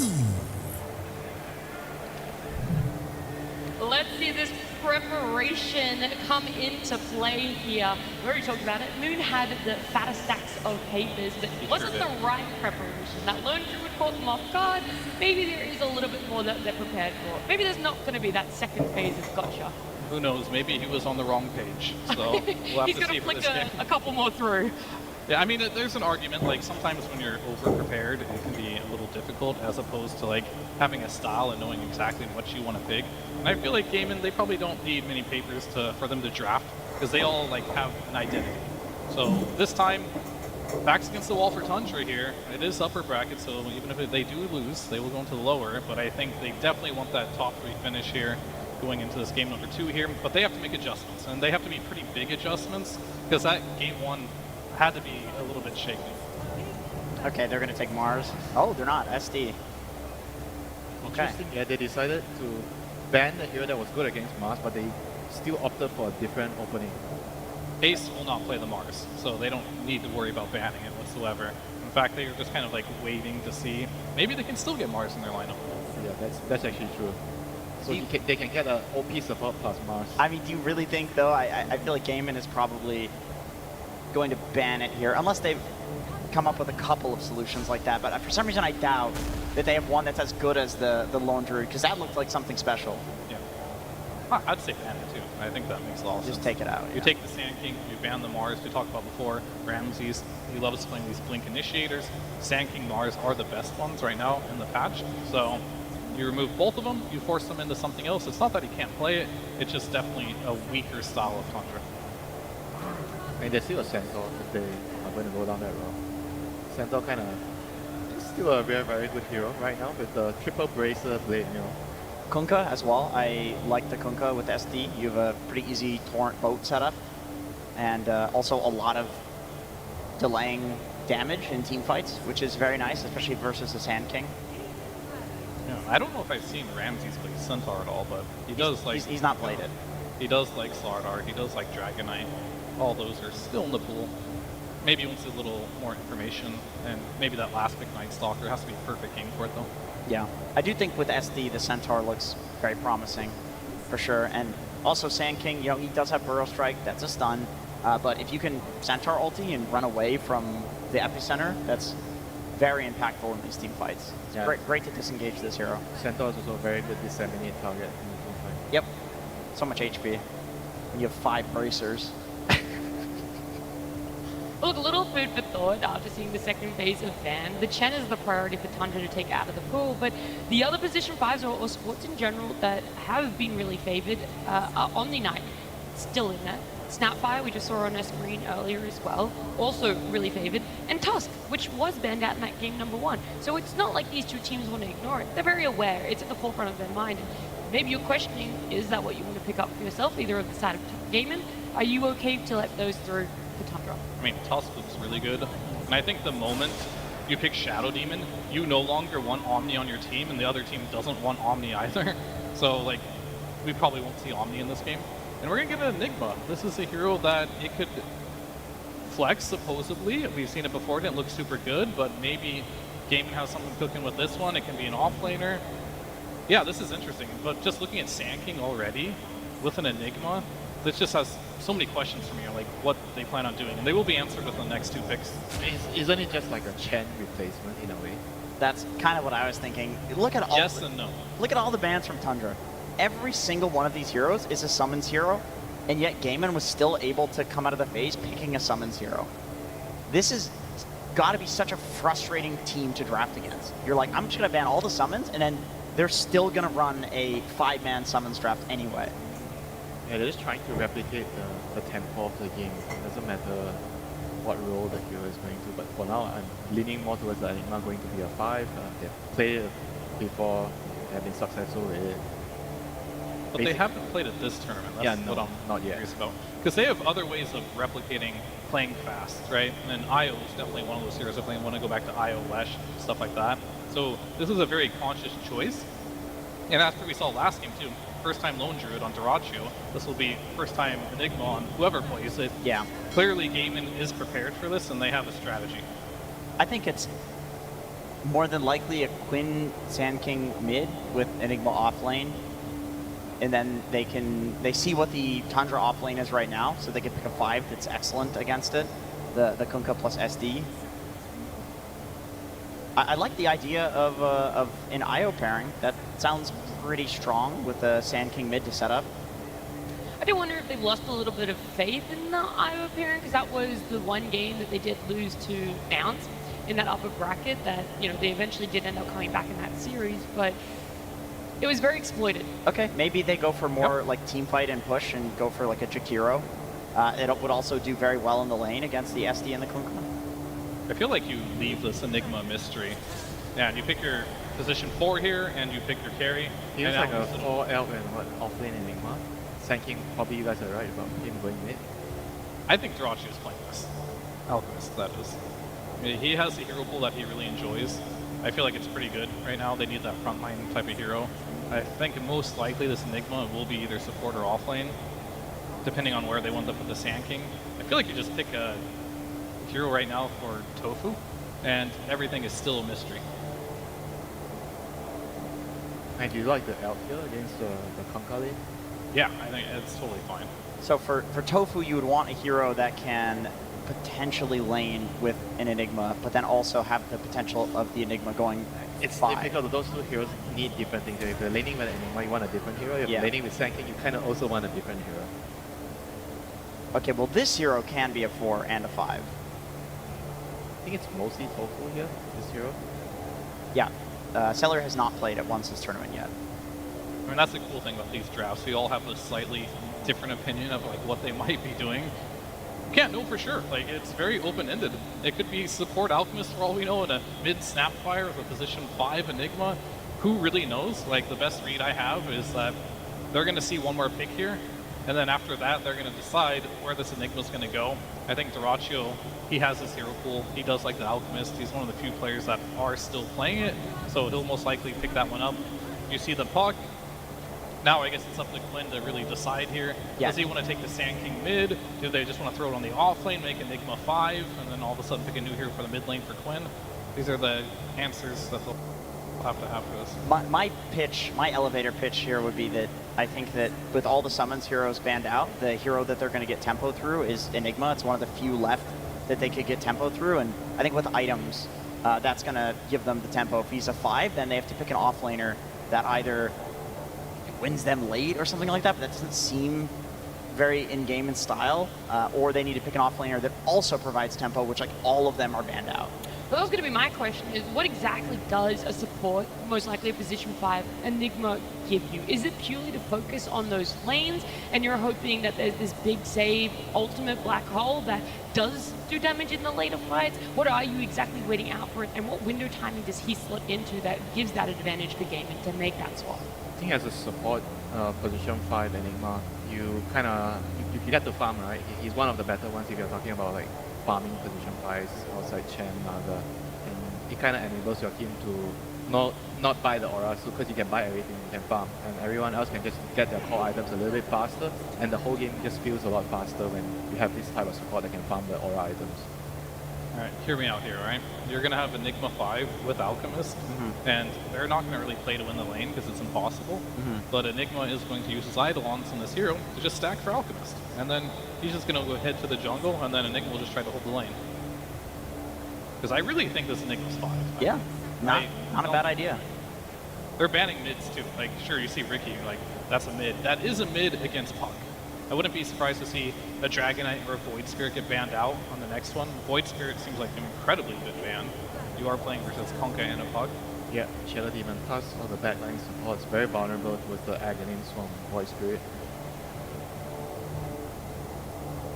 I mean, they're definitely lacking a hero that can deal with the Puck. All the heroes that they have right now, they're not exactly the best at catching the Puck. Or maybe there's a better support that adheres to the let's try and lock down and catch the puck, and now it's even better. Lion? Something like a lion? I was saying lion without saying lion. I was thinking about Lion or Skywrath. Either of those two heroes, they kind of do the same thing. Sky would give you more burst. Lion would give you less of a terrible hero.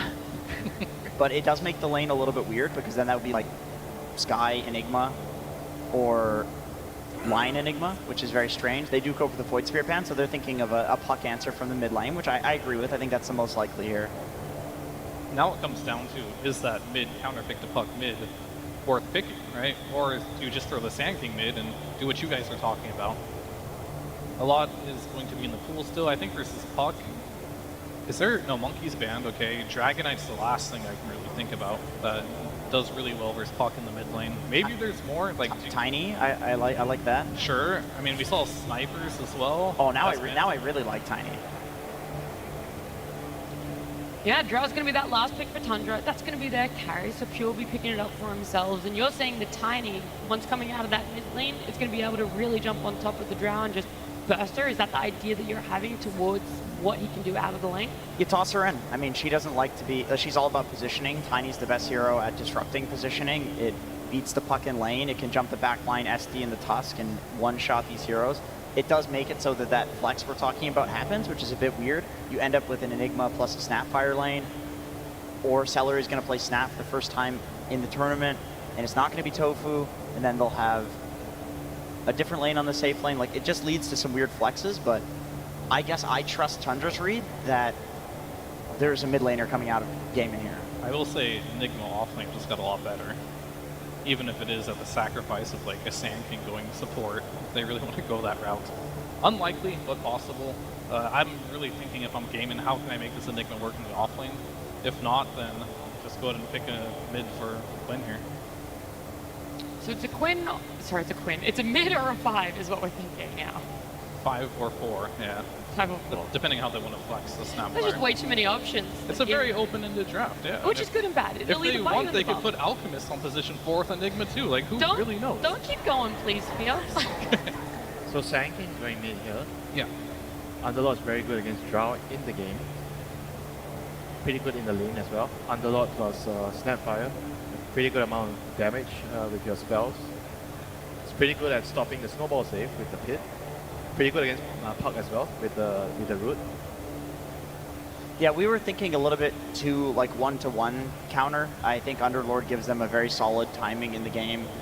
Celery on Enigma can go for like the drums Vlads, maybe do the thing that Fear was talking about, where the Alt goes in jungles and then Celery takes the lane, gets some net worth that way, and then Ace can go for the other aura items, which is the Greaves and the Pipe, and that'll give them a really solid timing where at that point, Duraccio and Alk should have Radiance plus like 1.5 items, and I think that's a really good point for them to get the tempo and win the game. Fear, I'm going to need you to give the Tundra fans out there a little bit of hope that we're going to get a Game 3, that they're going to be able to secure Game 2 with this draft for themselves. Sure, I mean, Tapson's going to have a great laning stage. He's laning for Sand King, should be pretty easy. He's going to get some runes, go across the map, gets also kill. Ramses has absolutely free lane on the Kunkka. He'll be able to make some rotations as well, win the lane, and he's going to be very, very farmed. He'll get his fast blade melt, fast pipe, or the Aghanims. I expect a lot from Ramses this game. Okay, well, I'm glad we're leaving it on that note, because we're going to head on down to the stage with Slacks and our Tundra coach, Moon. Hello, Copenhagen. That is right. We're ready for our next game here. I have Moon. Give it up for Moon. Fantastic. Good to see you again, my friend. It's a pleasure as always. Yep. All right. So you banned Brood. You banned Chen. Yes. You banned Lone Druid. Yes. Any reason why? Well, these guys won Riyadh using zoo heroes, so we figured ban the zoo heroes as many as we can. Do you think you're banned enough to get away with it? You guys have less zoo to deal with now? I mean, they still picked Enigma, and they're still abusing auras of Underlord, so we'll see. All right, fantastic. Now, what did you say to the boys after that first game? It was a little tough, a little rough. You know, you've been in this situation before. You're a consummate professional. Did you say anything to get their heads back into the game? It's okay, guys. We just play 2 best of 1s after. There we go. That's what I like to hear. And we're going to see that Sand King coming out first there. How's the thoughts on the Sand King? We saw some crazy Sand King earlier today. Will we see just as nuts of a Sand King here today? Well, Maureen is Grandmaster Sand King, and Soul is 33. But Quinn is Silver level 6 Sand King, so this guy's a noob Sand King. Oh, that's what I like to hear. Well, we'll see if those words live up. Best of luck to you, my friend. It's going to be one heck of a series that we'll be throwing over to our casters. Quinn's a noob. Today I learned. That's definitely not getting clipped out of context. Good way to start that one. Setting yourself up for failure has always been one of your strong suits. Thank you. Oh, thank you, fan. What a Thank nice you. sign. How wholesome. Now cross out Cinderen's name. Yeah. Right now. That's probably the thing you should be doing, yeah. What a switch up. Can I just say, this is 9 new heroes compared to last game, and if you want to count that the Alchemist is on the opposite team, it's actually 10. Yeah. So complete switch up. We were talking about how Tundra needed to make some adjustments. They made all the adjustments they possibly could. They didn't even prioritize their own Mars as #1. They went for the Shadow Demon on Saksa, which, in my opinion, might be one of Saksa's top 3 best heroes of all time, together with his Tusk, and I don't know what the third one is. I should not have dug that hole. Okay, good job. But definitely those 2. His Shadow Demon is amazing. And on the same side of Gaming Gladiators, they have, you know, a lot of their bread and butter. They've got the Underlord, which is one of their best heroes. I would say the Celery Enigma is a bit of a deviation. He plays this hero very well, but I don't know how sold I am on this playing into an off-lane Kunkka. This should be a very, very good lane matchup for the side of Tundra this time around, and I think no matter what happens, it's very unlikely to follow the same trajectory of the previous game, right? Like, the lineups are just too different. Well, you say that now. I mean, I'm not sure. We'll see. I might have to eat those words in 20 minutes. Yeah, well, Gaiman have, it feels like they're predictably unpredictable in a way, where you know the kind of strat they're going to be using, but you don't know how they're going to do it exactly. Like with what heroes, let's see if they can do it with 5 brand new heroes. But they do play fast pretty much every single time. Yeah. So Tundra's all about defending. I mean, what is the best strat against Gaimin, would you say? Just like as a mindset? Like, get to a certain point of the game and we're golden kind of thing, or? I definitely think the number one thing you don't do is be too greedy. I think that's the biggest Achilles heel that a lot of the teams, and I want to say especially the Chinese region, has struggled with against Gaming Gladiators the last 2 years, is that they have picked 2 weak lanes and heroes that need to farm too much. Yeah. And then they lose the lanes and they lose the mid game and they never get to play their lineup.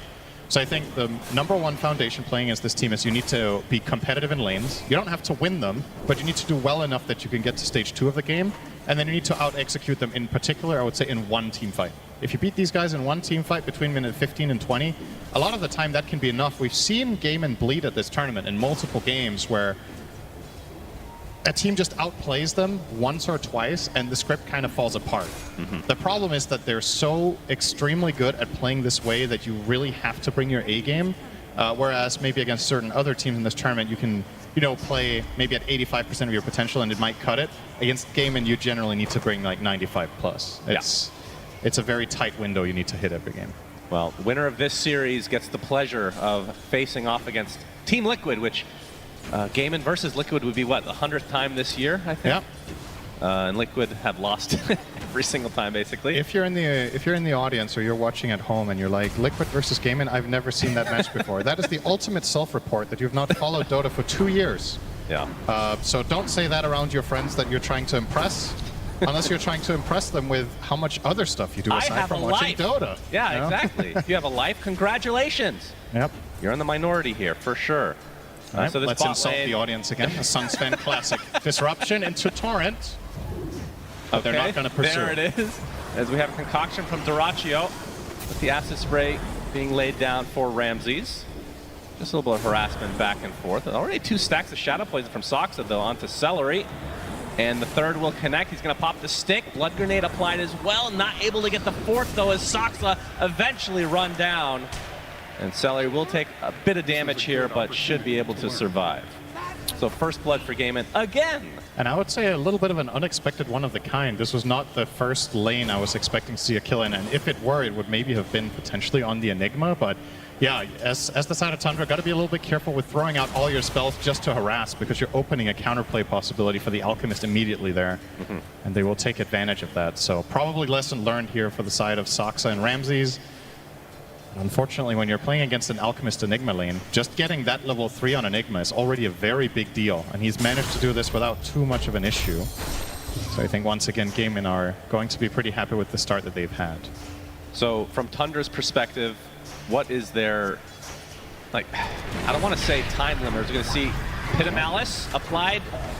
Oh, okay, nice snowball to mitigate some of this, but they're both going to get rooted again. Big Scatterblast to follow. Pure now on the run. But Whitemon will have his fat body in the way, so no harm done in the end. What do you think about Drow attacking Underlord and his health bar moving 1%? Do you think Pure is enjoying that, or? Well, depends on if he's a masochist or not, I suppose. Should I pick Queen of Pain then? Perhaps ask him after this series is over. Note for Nomad. Whether he wins or loses, did you enjoy when you couldn't damage the enemy off later? Did it remind you of Poor Man's Shield from before you were born? You know, the funny thing is, I'm completely segueing here. It's not related at all to what you just said. When I think of Ace as a player, Cinder, I actually think of Underlord. I know he plays a lot of heroes, but Underlord is, like, for some reason, his signature that I think of. I would agree with that, in particular because it's the hero he plays the most that others don't, right? I think that's why it stands out, is that he prioritizes it so much more than every other team in this tournament. And there was, I also think a part of it is when Gaimin kind of made a name for themselves, Underlord was one of their pocket strategies in the beginning. And then it just became a standard strategy that everybody came to expect.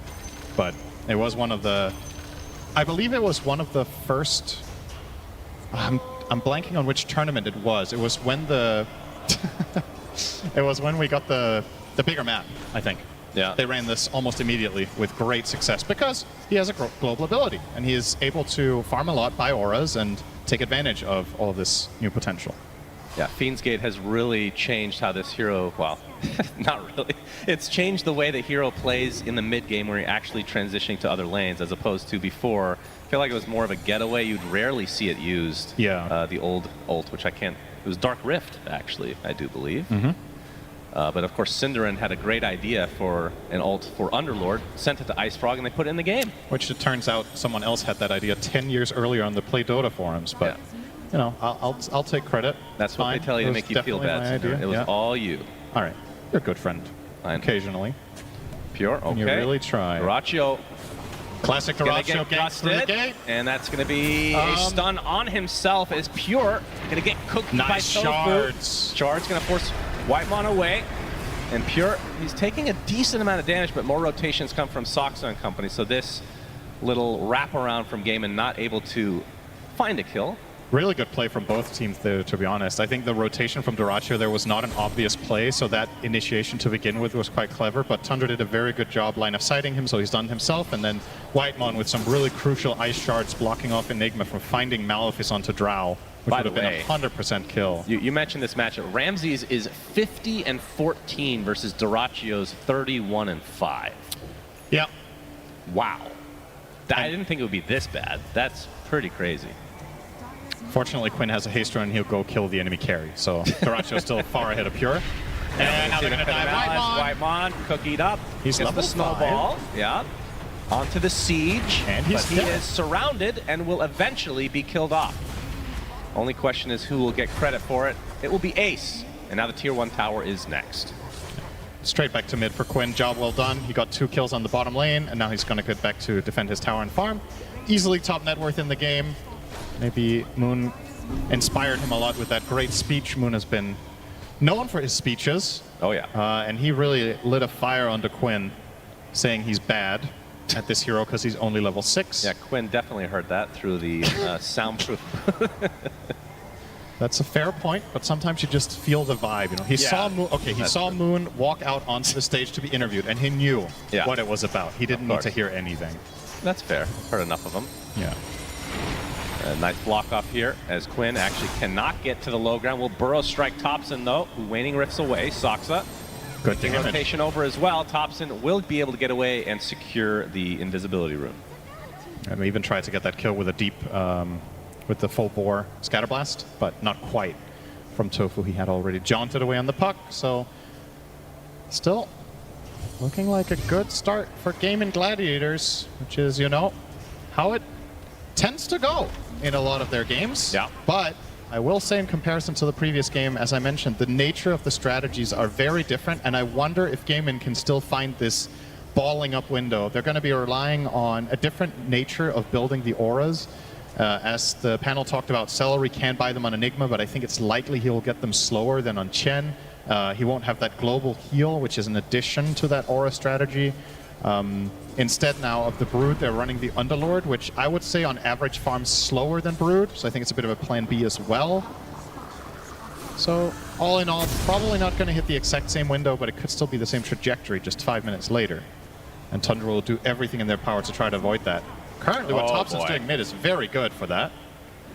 That's almost taking the mid-tier tier 1 tower on the puck minute 9. Drinking buddies with the coil attached. Oh, he actually does not break it. He's still in the high ground. The snowball does secure the kill, but Ace has come in with the Pit of Malice now onto Whitemon, who's eventually going to get chased out, so it will likely just be a 1-for-1 trade. Here's your shovel! Dig! As the Firestorm and the efficiency. Necro Book will assist. Yep. In case you don't know what that is, it says that it summons Necronomicon units, and it's on you to Google what that means. That's right. That's information for old players. If you're a young or a new player in Dota 2, certain things are just... So there's a rite of passage in Dota. Exactly. Sometimes you just got to That is a very good way of phrasing it. That so is mid-tier 1 down. Stacks. Tapson will get the mid-tier 1 tower sub 10 minutes as puck. I want to say that's very, very unusual. So took good advantage of the fact that Quinn was rotating to put some pressure on the tower and just never left. He's kept pushing this tower the whole time. He's still 1,000 gold behind the Sand King, which I find quite surprising. But, you know, it's Sand King, so maybe I shouldn't be surprised that even though you have barely left your lane on the puck. It's Quinn Sand King, as Moon put it, right? As Whitemon. He's going to break this smoke, Tofu and Quinn. Okay, he actually puts down a ward as well. Oh, he walks into them. Yeah, they see him in the trees. Can he juke? Oh, Burrow Strike missed. He can. Quinn Sand King, as the great Moon Meander once said 10 minutes ago. You learn this stun on level 10 as Sand King. I don't mean hero level, but of course Dota Plus level. Yeah, Dota Plus. Very unfortunate he was actually level 10. That made the joke really bad. I was going to say, I think Silver is level 10. There's Moon Meander on the bottom right as we have a gank here. Quinn, he's going to get the Burrow Strike correctly used here as White Mon will take a tumble. It was just a setup to bait more heroes to rotate and then make the same play again. And Tapson, just being a bit of an annoyance, will use the Illusory Orb to jaunt away. So he's going for the Witchblade. You can see Dyrachyo, obviously the Alchemist Radiance, no big surprise. I mean, I guess last game was kind of up in the air what Tapson wanted to go for just because it was a mid, but position 1, pretty much always going to be Radiance. Now on the other side, you mentioned the Kunkka. He's top net worth in the game over an Alk who has 70 CS minute 11. So Ramses has got 125, including 2 massive stacks in their own area. So really prioritizing getting an early pipe on him. And it seems to be the mindset here for Tundra. Similar to previous game, just that in the sense that they want to defend their towers. But I think this time around, Ramses can find a much, much bigger impact with how good of an early start he has. You add the Rum to that from the Ghost Ship. And they have some amazing teamfight combos with the Puck plus Coil. Speaking of Coil, will be used. Tapson's already kind of low on HP as the Fiend's Gate's coming. Mortimer's Kisses doing a decent amount of work as Ramsey's going to get stuck inside of the pit. The Burrow Strike will be there as well. He gets drinking buddies though. Soxa will self-disrupt. Likely will fall here as the black hole comes from Celery. That's the death of Soxa, and Ramsey's probably next on the list. Indeed he is. And they even find Tapson on the other side. So Gaming Gladiators, they look at their HP. Like nobody's even damaged here basically. It's a 3 for nothing. You've got to be super careful with fight selection. They have some good skirmishing heroes, but yeah, as you said, the damage isn't really the best just yet. Puck needs the Witchblade. You ideally need a couple more levels on the Shadow Demon and the Tusk to pull this off. And when you're playing offlane utility Kunkka with Pipe first, this hero doesn't deal good damage. That was a 5-on-4. Pure never joined, so they're missing that carry output. To be fair, I don't think he should have joined. I just think they shouldn't have taken that initiation to begin with. And Gaming Gladiators say, thank you very much for going on us. We're going to gate in and just crush you with numbers. That was very, very easy. You got to be careful as Tundra already now. That was a very big mistake. And that snowballs fast. It was a 2K lead for Gaiman before that with Alchemist, so probably roughly even. 6K now after one fight. It snowballs really fast. Yeah. Dyrachyo, Sacred Relic in tow. Just about 100 away from finishing. Actually, full Radiance has now. it. I wonder why maybe he's waiting for the TP scroll as well, I guess. But yeah, that's going to be a 13-minute Radiance. Not the fastest, but it's solid. And overall, the course of the game is fine for them. It's off the X. The Torrent did not hit, but they should have enough damage. Obviously, Celery without the Black Hole still. This is such a slow kill, though. Still. Yeah, they just don't have damage, do they? Yeah. I mean, Drow is going to be their damage if Pure can get there. Yeah, there's a reason this hero hasn't been particularly popular this tournament. She's not that great in lane. She's not that fast to come online. And in a meta where a lot of teams are focusing on fighting around that 15 to 20 minute mark to really build their advantage, Drow is just pretty far down the list of heroes that I think is appealing for that. So maybe Tundra. Well, I think I could be wrong, of course. Usually am, in fact. If they get to a later stage of the game, Aghanim Scepter for Drow is crazy against basically any Gaming Gladiators lineup. Right? She is very good. Very strong. For sure. But again, as we've talked about in the previous series, this is the mistake that a lot of teams make against Gaimin, is that they think too far into the game. Yeah. I think against this team, you should think about what's our strategy for the first 20 minutes. Then you drill that, figure out how you do it, and then whatever comes after is second consideration. Mm-hmm. I think any lineup where you're planning for minute 40 is a mistake. Once the 20-minute goal has been achieved, then you can start planning for minute 40. And, well, right now, came in with a 7,000 gold lead and the dive here. He's spotted. Concoction's coming for him with the Burrow Strike and the Epicenter. Nice disruption from Soxa. Going to mitigate a ton of that damage. The Kunkka's stuck inside the pit, though, as Soxa's facing the rain of Dyrachyo, who will eventually run him down. Ramses is actually the first to fall, though, as Soxa somehow living this long, across, but not for much longer. So it is 2 kills for Gaimin. I don't think Soxa meant to disrupt the Sand King there. I think he actually misclicked and wanted to disrupt the Kunkka, because the Epicenter as well as the Sandstorm were still running, so the disruption actually didn't do that much. But in all honesty, I don't know if it really matters. I think if he saves him for another 5 seconds, what's that going to do? He got all of his spells out in the Kunkka. The simple version of this is they just can't fight.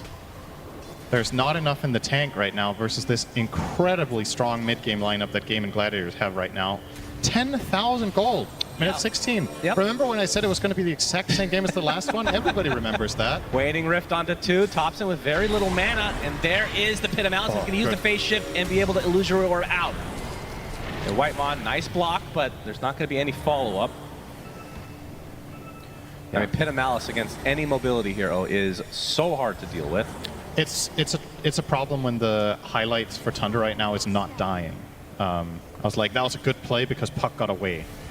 That really seems to be the state of the game. Pure, let's see if he can make a good play and escape this one.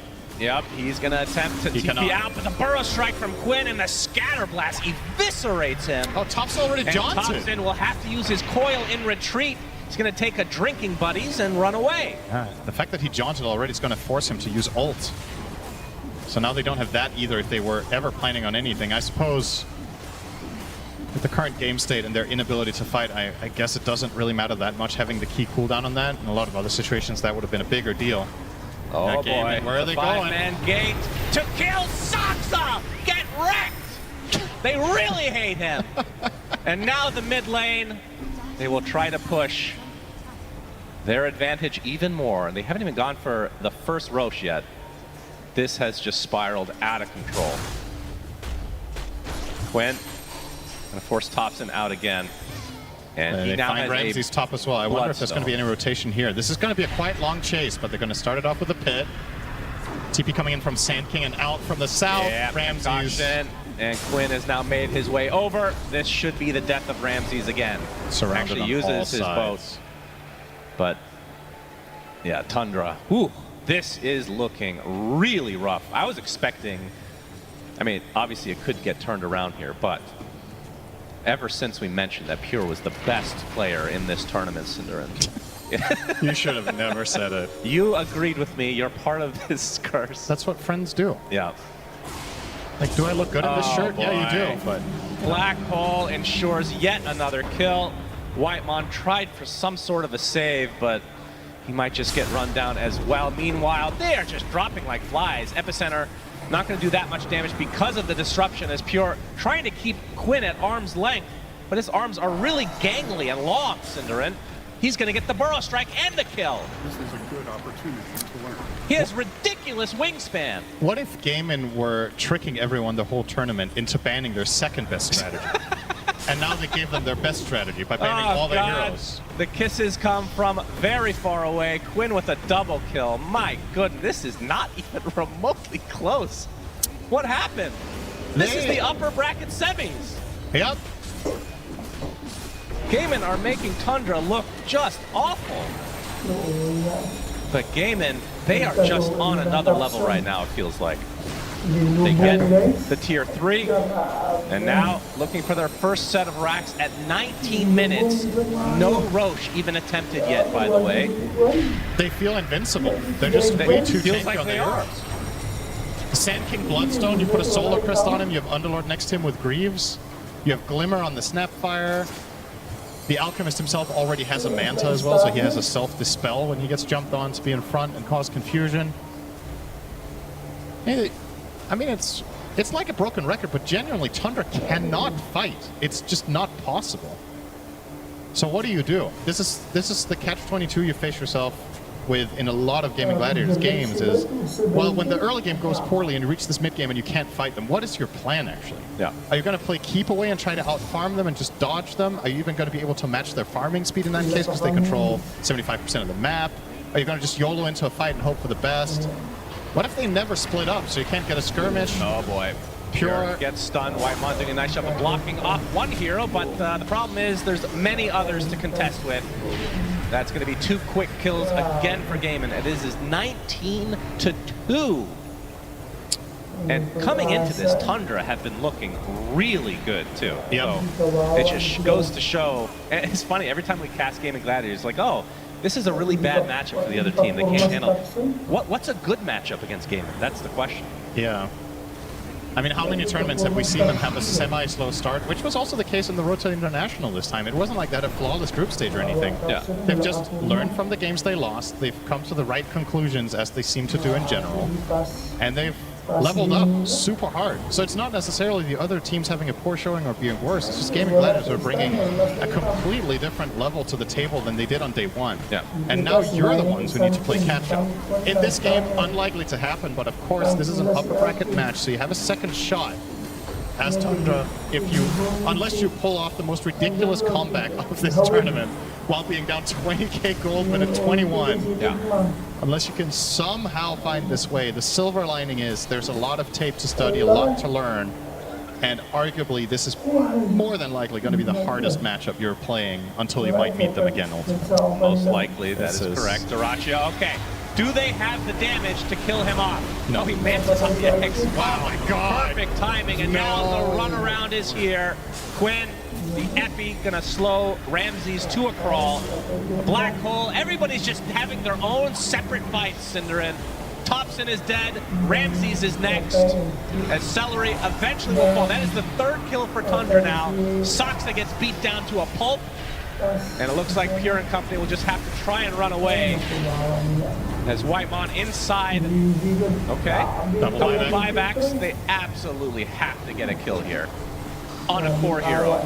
Nice disruption from Soxa to dodge the concoction, but it's going to be probably too little too late. So we do have the 3-2-2, by the way. Let's hear some cheers in the crowd for that. As Pure with the gust, stuck inside against drinking buddies, snowball back into it, though he gets rooted again. Oh dear, that is not what you want to see. It was better than not snowballing, because then they would have both been stunned. Now it was only the drought that died. Yeah, screw the drought. All right. And Gaiman, again, no Roche attempt in this game. They are not afraid to continue on here. Here comes the boat from Ramses. He's been trying to work on this Aghanim Scepter for quite a while, but it is not coming together for him. Punch into the air, Quinn taking very little damage. He's unkillable at this point. Ramses been rooted 3 or 4 times in this engagement, it feels like, as the coil already used, and they just stood there because they don't do any damage. The second Rax is upon Gaiman to claim for themselves, as Tundra can only look on, although Gaiman are backing away. Perhaps a soft reset. Another beautiful Manta, man. What was that game called where you had to Manta dodge things? Training Polygon? He's been playing that. He's been playing Training Polygon. All right, so what is your voice line? Since we have plenty of time to talk now, what does your voice line mean exactly? It means cheers. It means cheers? Yes. Okay, that's something that people, hold that thought.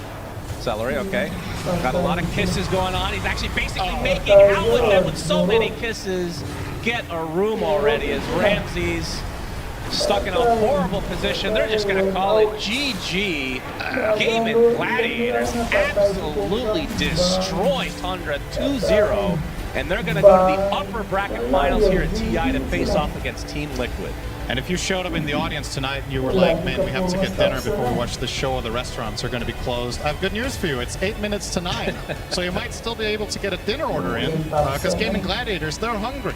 They want to get out of here as fast as possible so they can enjoy a delightful meal after already completely munching on Tundra in the most one-sided game of the entire day.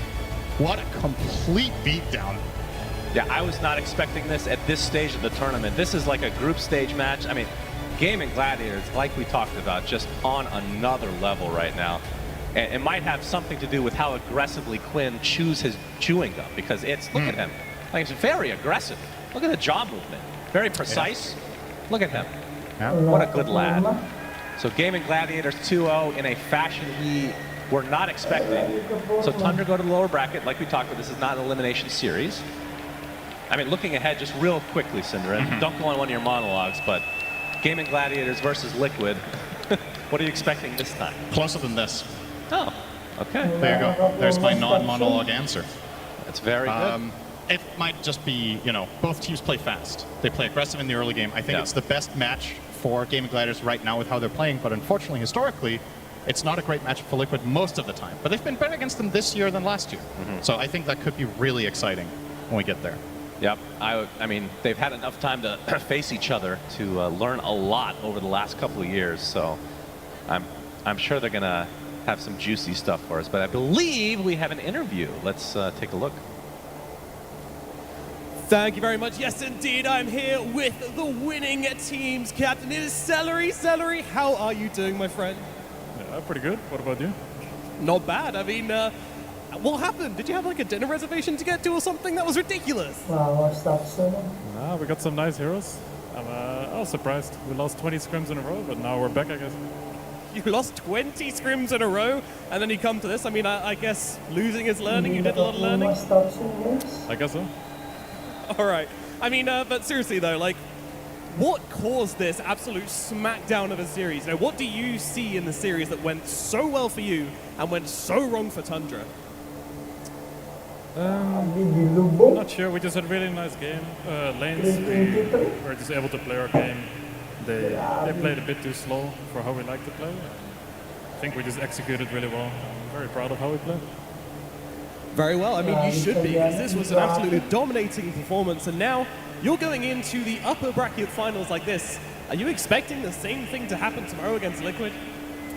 No, it's never easy. I'm sure Liquid is ready. They saw us too many times. I'm sure they're ready this time. All right, Celery, thank you very much. And finally from me then, have you got anything else up your sleeve which you're yet to show us at this tournament? Yeah, I mean, we have a lot of nice threats. We have a Danish coach, so he's super excited. So give it up for CY. Give it up for CY. Give it up for Gaming Gladiators. And give it up for Celery as they secure themselves top 3 at the International. And we will throw it back to our panel. Thank you, Celery. Thank you both so much. All about Gaming Gladiators fans in the arena, loving that series because it was a phenomenal 2-0. There is no other way to put this. There was a massive skill difference. I don't know, Jenkins, if it was an aspect of a completely different Tundra that we saw 5 days ago, or if there's 20 scrim losses in a row, or exactly what Game In needed to be able to come in so confidently and know what they wanted to drop. What worked for them? I'm going to be honest, I feel like at this point, Game In doesn't even know what makes Game In win because every tournament that they end up winning or doing very well at, usually you hear that same narrative where it's like, we just keep losing scrims. We can't win. Yeah. They're all giga depressed. And then somehow on the first day of groups, I asked CY, I was like, bro, how is scrims coming into this? And he goes, I don't want to He talk was about it. so And depressed. he went to walk away from me. That's how little he wanted to talk about I have a theory about this. I think that Duraccio just gets bored. He gets bored of scrims, and you see it in the game, in the Lone Druid game. It was too easy, so he walks into the enemy triangle alone and then dies. You know, he gets bored, but when he's engaged, when he gets a hero that he really likes, when he's, you know, I don't know what's going on with it, but he played this game flawlessly. This game he was definitely showing off with the Manta dodge with the X-Lock, and he disassembled his radiance when he got disrupted. You know? I mean, that's a real theory, by the way. Like, when I played with Sumel as well, we lost every single scrim. He wasn't trying. Then we get on to the actual tournament. He actually tries, and we're a different team. So, I'm not saying that's what's happening here, but it's a theory that's working. It's a theory, and it doesn't have to be Duraccio. It could be anyone, right? Like, sometimes in scrims, you don't have the same energy. And then when all of a sudden everyone's trying, and it's an official game, things just start to click. And when you're playing a style that Game is playing, when things click, it clicks really hard, and all of a sudden you're in a situation where you can just win the game very easily based off of the realistic draft. Yeah, and I mean, speaking of that, we weren't really sure about this Enigma. We had a really long conversation in this game number 2 draft of where it could be flexed to, what are even the advantages of putting it on that support, and now that you see it, despite this Black Hole being a big cooldown to play around Winter, it was really effective against the puck. Celery's only job was find this puck, Black Hole him, we win game.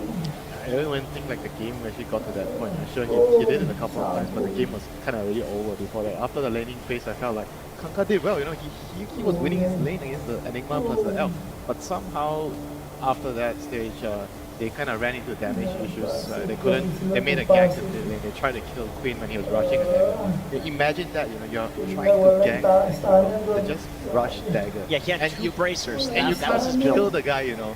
Like the amount of mental damage it does to you, and you know you're gonna run into a lot of problems after that. They lost a couple of heroes, and the game just balled out of control. You know, the Elk just came up with a gradient and destroyed everybody.